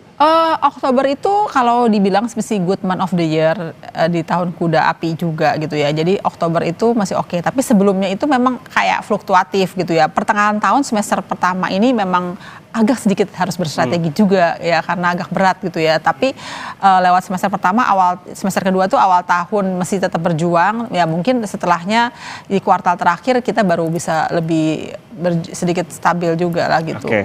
Tapi kalau ngomong-ngomong soal bursa dan juga IHSG kan sebetulnya ada target-target sendiri ya Bu ya. Iya. Di awal tahun, di tahun ini di Januari itu kan IHSG sempat menembus 9.000, tapi turun karena memang ada teguran-teguran dari asing. Dan ada target dari pemerintah yaitu mencapai level 10.000 hingga akhir tahun 2026. Bu Jenny melihatnya apakah ini bisa tercapai? Ya namanya tahun kuda ya, tahun yang kerja keras, kita harus realistis juga gitu ya. Target yang terlalu tinggi itu ya memang kayaknya tuh memang kadang-kadang itu harus perlu perjuangan gitu ya. Jadi kayaknya mendingan buat target itu yang sesuai dengan kemampuan kita aja. Jadi realistis gitu ya sepertinya gitu ya. Jadi nah memang di awal tahun itu sebenarnya masih tahun bulan bagus juga sepanjang tahun ular kayu dan kuda apinya Februari. Jadi memang sebenarnya yang paling maksimal tuh di awal tahun ini. Nah sisanya itu memang kita semuanya itu memang kayak harus sedikit perlu banyak strategi juga sih kalau menurut saya gitu ya. Jadi kalau menempatkan target jangan yang tidak sesuai dengan kenyataan gitu ya, kondisinya harus realistis aja. Harus realistis begitu ya. Betul. Tadi juga disebutkan oleh Bu Jenny soal tahun kuda api ini dipenuhi dengan emosi. Nah, bagaimana caranya begitu bagi mereka kita para pelaku bisnis dan juga investor begitu agar tidak mengambil keputusan dengan emosi begitu di tahun kuda ini? Ya ini memang gampang-gampang susah juga karena si kuda tadi terlalu impulsif dan energik juga. Akhirnya banyak orang tuh terpancing untuk langsung terbawa nafsu gitu ya. Ini sebenarnya satu kuncinya adalah kita memikirkan jangka panjang juga. Jadi duduk tenang, lalu melihat beberapa masukan-masukan dulu atau mengkaji beberapa hal. Jadi perlu strategi akhirnya gitu. Jadi kayaknya nggak boleh langsung bergerak terburu-buru aja intinya. Jadi bergeraknya itu berpikir tenang satu persatu jangka panjang intinya gitu sih. Ini berarti penuh dengan kehati-hatian begitu ya? Ya harus hati-hati juga betul. Kalau tadi kan dari sisi pelaku bisnis dan juga investor, ada juga pertanyaan mungkin buat sebagian dari pemirsa Kompas TV, bagaimana kalau karyawan, bagaimana kalau pekerja, strateginya apa di tahun kuda api ini, apakah ada risiko-risiko juga yang akan dihadapi karyawan, bagaimana jika karyawan ini ingin switch career gitu, pindah pekerjaan? Iya, tahun kuda api kan tahun yang penuh dengan resiko gitu ya. Jadi sebenarnya dimanapun tempat tetap aja kita harus kerja keras sebagai kuda gitu ya. Jadi sama aja kita buat karyawan-karyawan. Mau investasi, mau pelaku bisnis, mau karyawan sebetulnya sama aja. Betul sama aja ya. Nah kalau misalnya kita kayak tergiur untuk pindah kerja itu sebenarnya kan langkah besar. Jadi di tahun kuda api ini tidak disarankan untuk melakukan langkah besar. Baik itu pelaku bisnis ataupun juga karyawan tidak boleh melakukan langkah besar. Kalau yang pelaku bisnis mungkin kayak memperluas usaha atau berubah bidang bisnis itu kan langkah besar juga. Nah kalau karyawan itu pindah pekerjaan karena dimanapun tempat juga tahun ini tetap aja masih struggle dan harus kerja keras sebagai kuda gitu ya ibaratnya. Jadi kita mendingan bertahan di tempat yang udah ada, menjaga kestabilan juga di tempat yang udah ada. Nah karena itu sangat butuh elemen yang menstabilkan itu tadi gitu loh. Jadi makanya tanah jadi lebih bagus juga tahun ini. Baik, intinya sama harus saja begitu stabil. Di pelaku bisnis, di investor ataupun investasi maupun mereka para pegawai juga intinya kedepankan stabilitas terlebih dahulu. Ya, dan jangan mengambil langkah besar terburu-buru gitu ya. Kecuali memang langkahnya itu udah dipersiapkan dari 2-3 tahun sebelumnya. Misalnya kayak mau memperluas usaha, udah direncanakan 3 tahun sebelumnya ya kita tetap harus terjadi juga kan. Tapi kalau tiba-tiba baru impulsif itu tidak boleh. Jadi tidak boleh terjadi pergerakan yang impulsif tahun ini. Baik, jangan mengambil keputusan yang besar dengan terburu-buru apalagi tadi impulsif. Terima kasih Jenny Feng Shui, pakar Feng Shui telah bergabung bersama kami atas waktunya memberikan insight di hari yang berbahagia ini di waktu yang tepat di Imlek. Terima kasih Bu Jenny pagi ini, terima kasih. Dan saudara jangan kemana-mana karena Sapa Indonesia Pagi akan kembali sesaji dengan informasi warga Palestina di Gaza menyambut Ramadan dengan sukacita meski hidup dalam nestapa karena Ramadan adalah simbol harapan dan ketegaran. Selengkapnya usai jeda kami kembali.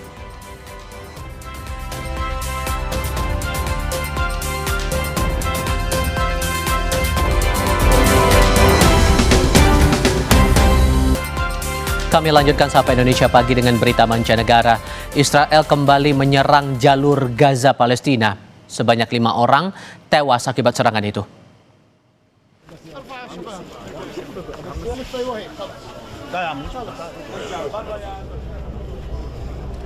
Rumah sakit Nasir menerima jenazah 5 laki-laki berusia 20-an tahun. Kelimanya tewas dalam serangan Israel di bagian timur Khan Yunis, jalur Gaza Palestina. Serangan menyasar sekelompok orang di garis kuning atau zona aman di perbatasan wilayah kekuasaan Israel dan Gaza.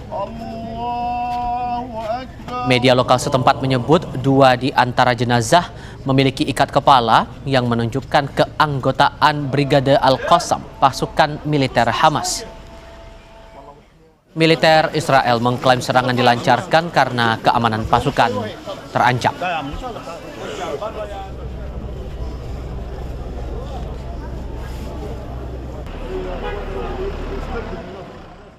Di sisi lain, warga Palestina di Gaza menyambut Ramadan dengan sukacita meski hidup dalam nestapa.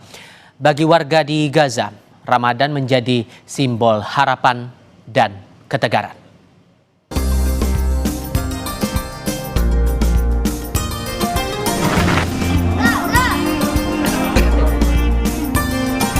Di tengah kehancuran Gaza akibat gempuran Israel, seniman di Gaza membuat kaligrafi "Selamat Datang Ramadan". Dekorasi menyambut Ramadan dipasang di atas puing-puing reruntuhan bangunan. Tradisi yang nyaris lenyap akibat gempuran Israel selama bertahun-tahun. Meski hidup serba darurat, warga Palestina di Gaza menyambut Ramadan dengan sukacita. نحن هنا في معسكر خان يونس نقوم بإدخال الفرحة على قلوب الأطفال والنساء والرجال والأهل جميعا من هذا الحي الأكثر تدميرا في مخيم خان يونس، وحيث أن هذا الركام الذي بجانبنا يركض تحته شهداء، مجزلة جثث الشهداء موجودة تحته. نقوم بتزيين هذا الحي من أجل إدخال الفرحة والسرور ونوصل رسالة إلى العالم أننا نحن شعب يبحث عن الحياة. Ramadan bagi warga Palestina di Gaza menjadi simbol harapan sekaligus ketegaran. Dari puing-puing bangunan yang luluh lantak, mereka mengirim pesan kepada dunia, semangat untuk bertahan tak pernah padam.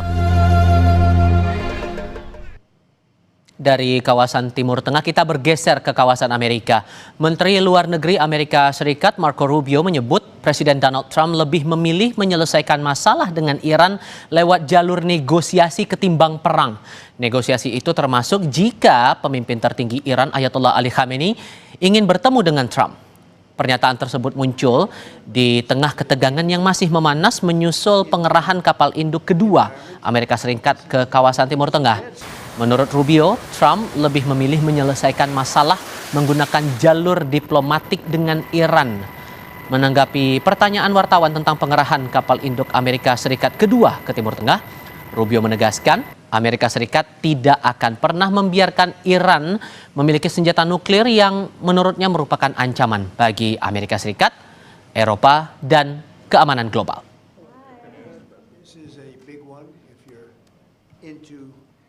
Environment. This is about as big as it gets.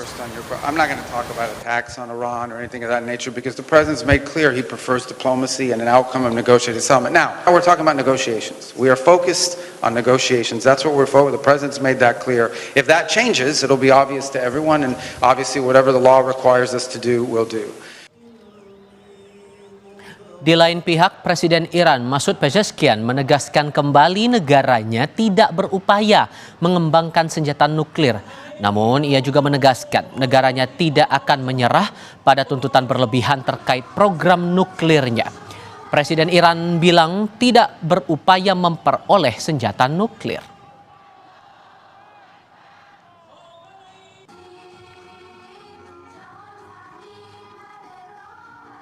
در همین جریاناتی که دشمن تلاش میکرد علیه ما توطئه کنه و یا تجاوزی راه بندازه همین کشورهای اسلامی بودن یکی پشت سر هم دیگری با ما تماس میگرفتن و دغدغه هاشون رو میگفتن موضعش خودشون رو اعلام میکردن از رئیس جمهور محترم ترکیه و از وزیر خارجه‌اش قدردانی میکنیم. Perdana Menteri Israel Benjamin Netanyahu menyebut setiap kesepakatan nuklir antara Amerika Serikat dan Iran harus memastikan seluruh fasilitas nuklir Iran dibongkar, termasuk pembatasan program balistik Iran. Pernyataan itu muncul saat Menteri Luar Negeri Iran bertolak ke Swiss untuk putaran kedua perundingan nuklir dengan Amerika Serikat. Perundingan diharapkan dapat mencari jalan keluar dari kebuntuan yang telah lama berlangsung.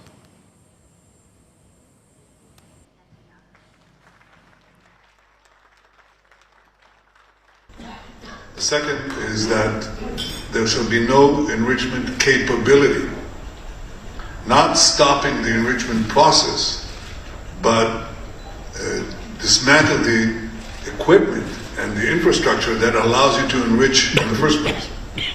And the third is to deal also with the questions of ballistic missiles. Di bagian akhir Sapa Indonesia Pagi, nanti kami akan ajak Anda melihat seorang penerbang asal Italia yang sukses mencetak sejarah dalam dunia penerbangan setelah mampu mendaratkan pesawat di atas kereta yang tengah melaju. Tetap bersama kami, hanya di Kompas TV.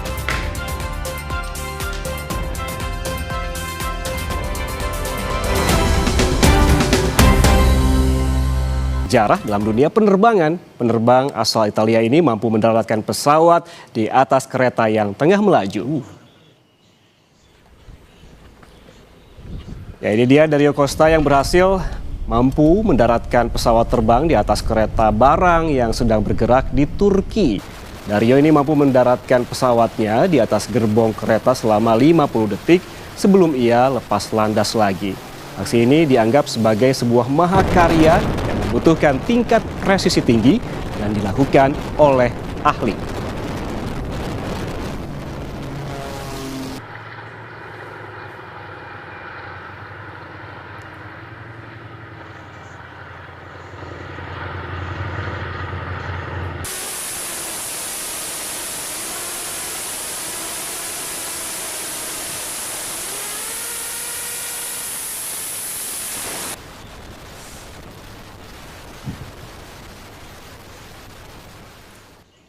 bawa pesawat aja tangan saya udah gemeteran, apalagi harus samain gerakannya dengan kereta itu.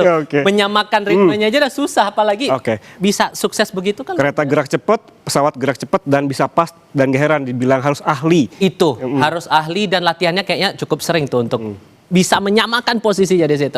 Kita coba beralih lagi ngomongin soal Imlek lagi, karena masih momen liburan panjang menyambut tahun baru Imlek.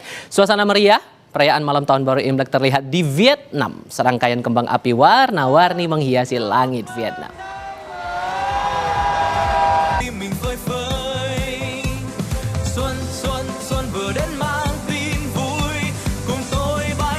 Itu dia, Vietnam merayakan tahun baru Imlek pada Senin malam waktu setempat.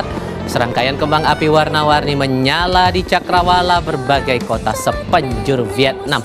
Tak hanya itu, berbagai hiburan dari artis ternama Vietnam turut dihadirkan pemerintah setempat. Tahun baru Imlek adalah hari raya tahunan terpenting warga keturunan Tionghoa, terutama di Tiongkok dan negara-negara Asia Timur lain dengan komunitas Tionghoa terbesar. Dengan perayaan ini, warga Vietnam menaruh harapan tinggi keberkahan di tahun kuda.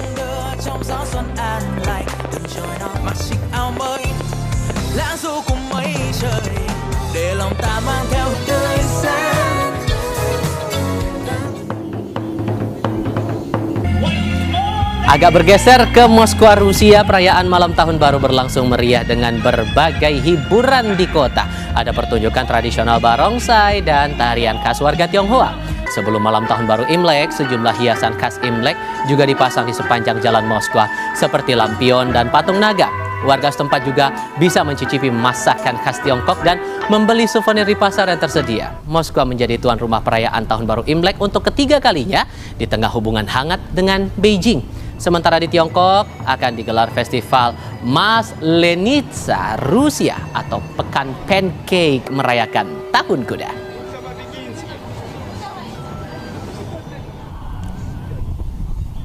Anda yang berlibur hari ini pada saat Imlek sebetulnya tidak perlu jauh-jauh ke Rusia atau ke Vietnam ya. Karena masih banyak juga atraksi dan juga perayaan yang memang berkesan begitu yang ada di tanah air. Di Jakarta masih ada tadi di Kota Tua dan juga di Glodok juga ada pasar-pasar yang HI Imlek. Pasti rame nih. Saya yakin di HI pasti rame di sini. Sudah hiasannya udah rame banget di sana, dan cerita lengkapnya akan kami hadirkan untuk Anda nanti setelah ini, setelah Sapa Indonesia Pagi. Yan Rahman akan memandunya di dalam program Breaking News.